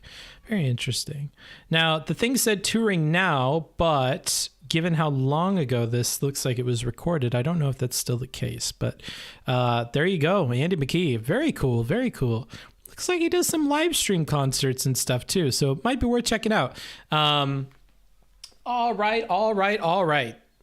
Now, that was the end of the show. Again, we hit our $75 dono goal, so we checked into the vault to find some other people content to look at. I really want to limit the other people content stuff as much as possible and really make my own stuff, so I'm going to set that as the dono goal for you guys. It'll always be something I'm interested in, something I like, something I want to share with you guys. It'll be from old Reddit posts or old YouTube videos that I saw while I was down in a rabbit hole somewhere, down in the mines of the YouTube algorithm. And so, you know, these may be things that you haven't seen before, things that are very old. And so I want to share those with you guys. I have a huge backlog of that, so it shouldn't be a problem to find that stuff. I will cross this one off our list. Of course, we started with the person riffing on the guitar. They dipped their hands in the pool and then of course we got a suggestion from the chat to check out Andy McKee, who apparently pioneered this sort of style of music and is certainly doing something incredible with it based on that video, and I'm happy to share that as well with you guys. Let me ask you, let us hope your dad doesn't hear you screw up that one. Yeah, hopefully not. Let me ask you this. So about today's stream, how do you feel about it? How do you feel about the energy levels? Do I feel more positive? Was it enjoyable? Are you feeling an empty hole in the middle of your gut where the drama content used to be? Let me know. I'd be interested. If you are a V Omega Lol D loser, I still do love you. I still do love you, even if you disappoint me. Make it to the live streams, people. Type in the chat. You know, a lot of the hosts I meet up with are actually lurkers or V Omega Lol D losers. They just watch on YouTube, or they listen, but they don't chat. It's on a second monitor at work. So, I mean, like, I do respect you guys. I do love you. I know you exist, but leave a comment. Tell me, what was something that was fun? What was something from the past that you want to see me do more of? You know, like, share something that's related to what I'm doing. Like, have you visited Copenhagen? What was that experience like? Have I helped you in any of your travels, or you know, does this travel content inspire you the way it inspired my dad? Anything and everything that you could relate to the stream. I love reading those comments. I love reading the feedback I get on my Discord in the channel called Stream Discussion. After every stream, people go in there and we'll talk about anything that was covered on the stream or anything adjacent to the stream, your own experiences, stuff like that. So we have a very active Discord community. If you go to the drama channel, the general channel, the off-topic channel, anime and manga, any of them, they're all pretty active. And if you go to the Read Me channel, you can join any one of the clubs by reacting with the proper emoji, and then you can hang out in those clubs. They all pretty much meet weekly except for the music club, and that should change soon. I run Anime Club, where we watch one seasonal anime every single week and get caught up with it. And then I show 2 episodes of something else, something maybe you have never seen before, something you wouldn't click on, or maybe an oldie but a goodie, something you watched but you know, you forgot about, or something like that. So yeah, we do all kinds of stuff on the Discord. Would highly recommend joining there. And even if you don't, comment on the YouTube video. I'd love to hear about it. I'm going to go through the chat right now and kind of get a feel for what we're thinking about Andy McKee and the end of the VOD here. Sounds like Spyro the motherfucking Dragon. Damn. Yeah, it's very, very melodic, very, very fun. I certainly do like it. He's a very expressive composer. Yeah, there's a lot of emotion in there. And he goes all over the place with that style as well. He's accomplishing a lot of different vibes and a lot of different feels with that. What comes to mind for me, because of course I'm a fucking weeb, is kind of the country scenery of like Full Metal Alchemist. Like I'm thinking about the country home where Ed and Al grew up and where Winfrey has her workshop and the old lady and the rolling hills and the wind and maybe a little bit of that Yui opening titled Again, right? That's what I'm kind of thinking of. It's very country-y, kind of like laid back, nostalgic, old. I don't know. I was feeling some vibes with that. Yeah, this vid is over a decade old, so shitty upload quality. I used to rewatch this 1,000 times to figure out how to play the song, peering at every shitty pixel of the vid. Yeah, when I looked it up, it seemed like a lot of the searches were about tabs and chords and how to play and tutorials. So clearly this is something that inspired a lot of people to kind of dive into this new style of guitar play and dissect, like you said, and try and figure out how to do it. My stepdad actually is a huge guitar nerd, and he does the same thing. I've only ever stumped him once with a song. He has a really good ear, and he can play stuff just by hearing it. The only song I've ever stumped him with, and because the video will already get demonetized, I'm sure, is I think it's this one. It is, no, it's got to be the ED. And it might be ED too. Let me try and find it. Is it this one? I think it's this one.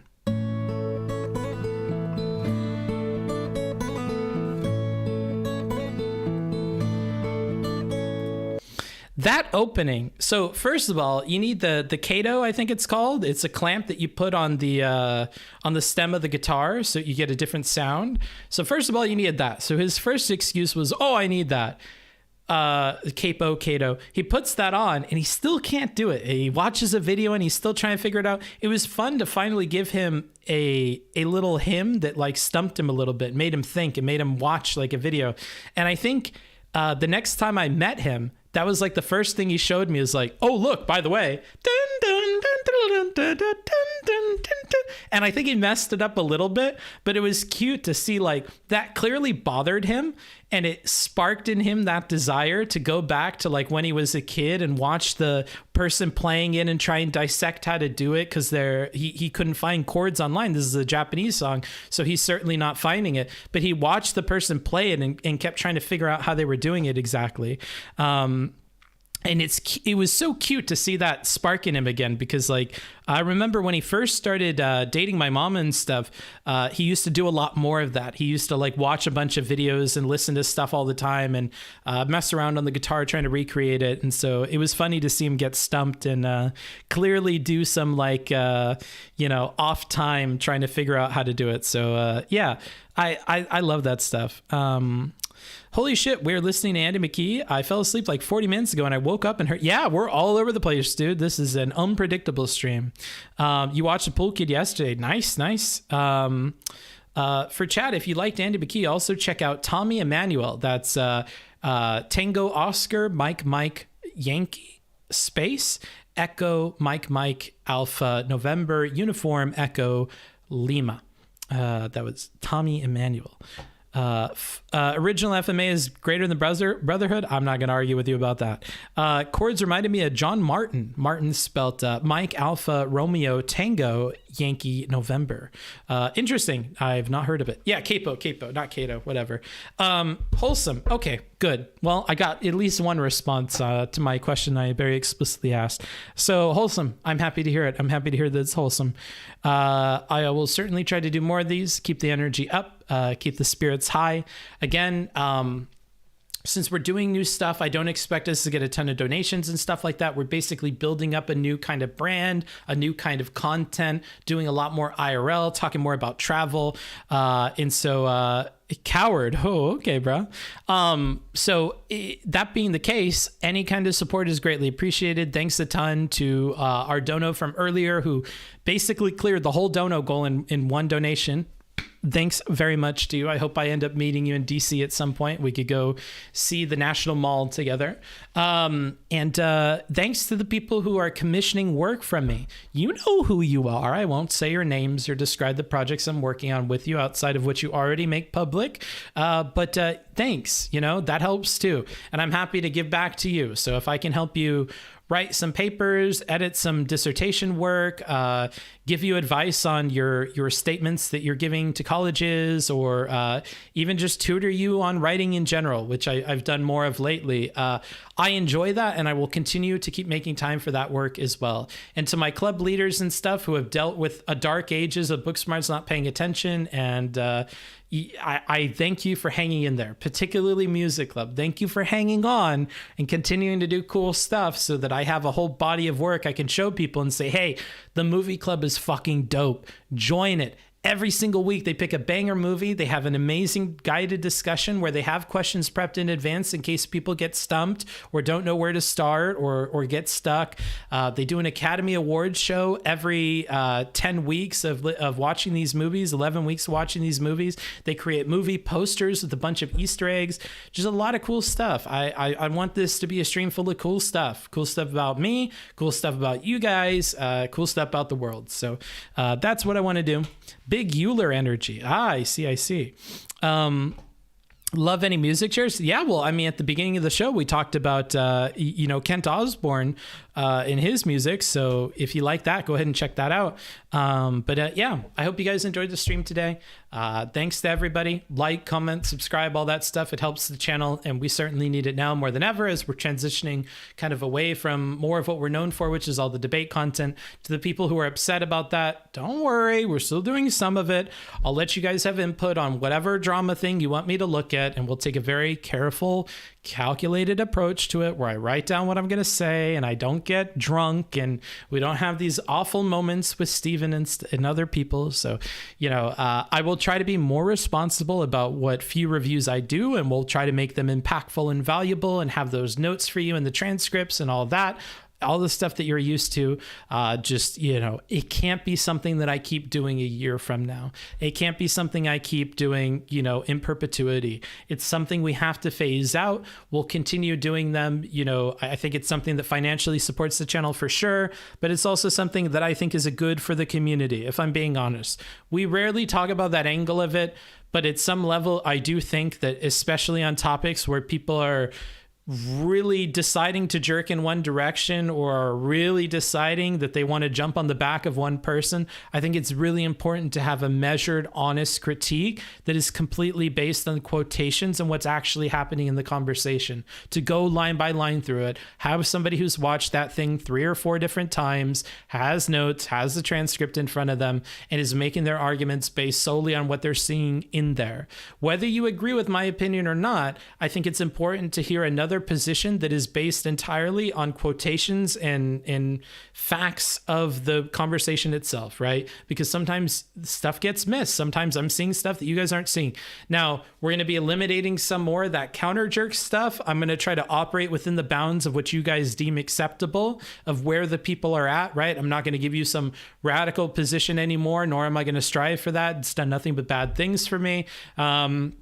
But I think we can still deliver something cool operating within those bounds. But unfortunately or fortunately, depending on who you are or what your opinion is, that is the direction we're going with the channel. And if you have any drama content that you would like covered, there are 2 people in my Discord that you want to bug. That would be Katz Nelson, whose profile picture is a cat, and Saint Nick.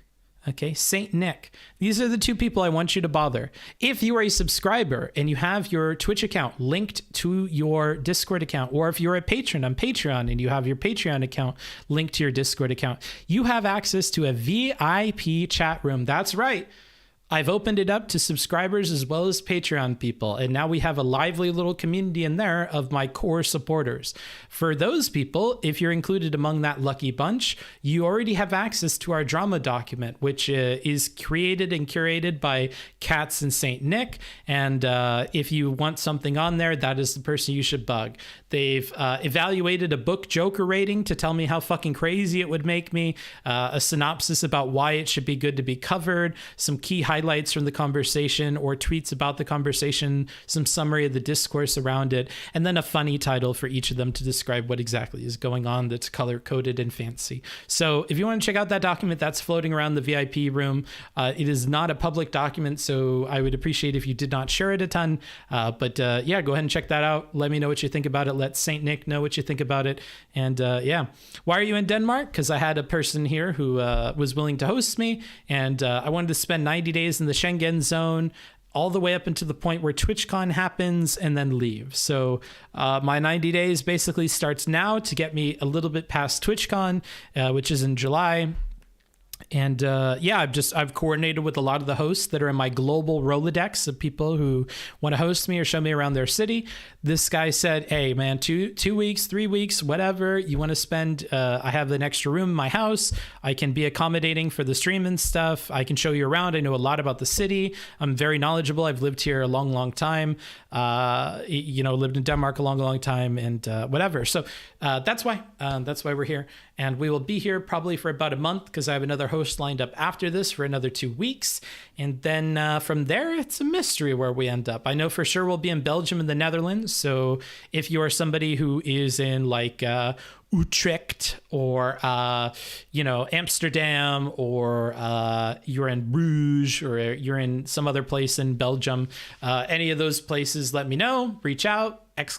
Email, or again, go on the YouTube video. You'll find my email, booksmarts.twitch@gmail.com. Let me know if you could host me. You just want to hang out. There's a cool thing you want to show me. You have behind the scenes access, something cool. You have a parent or a sibling or something that works at a museum, any of that stuff. I find that those museum opportunities are really, really cool. Having behind the scenes access to museum stuff, I find, I just think it's a hoot. I love it. I'm a weirdo. So if you can give me any of those opportunities, let me know. If you just want to meet up, that's cool too. We could hang out, have a beer. Please don't put anything in my beer. I would appreciate it. Yeah, I'm happy to meet with all of you guys. So long way of saying you're not going to be a dumb fuck. Yeah, I'm going to try not to be a dumb fuck. I will try. I'll talk to you guys later. Let me find a place to put the Twitch people for today. Let's see. Where should y'all go? I like how all of you are redeeming this make them suffer thing. I need to rework channel points. I'm going to put that on my list. I have such a long list of like behind the scenes stuff I need to do to make the channel better. I need to redo my channel points thing. Because you guys are doing those, I end up just refunding all your channel points for these. I'm not running ads for people. I'm certainly not. Oh, and Issy Boy, that was your first chat in here. Well, I'm happy now you know. I go to a different country every month, so I'm a crazy person. Let's see here. Where should you guys go? Where do you want to go? Wow, we fit a lot into a 3-hour stream. Holy shit. Anybody in particular? Let me check out who is live right now. Wow, not a lot of options. We could either go to the Anime Man, Universe, or Conure. I guess Mythic Politics is online, but I don't really know who this guy is. Rob CD is live, but I don't really know who that is either.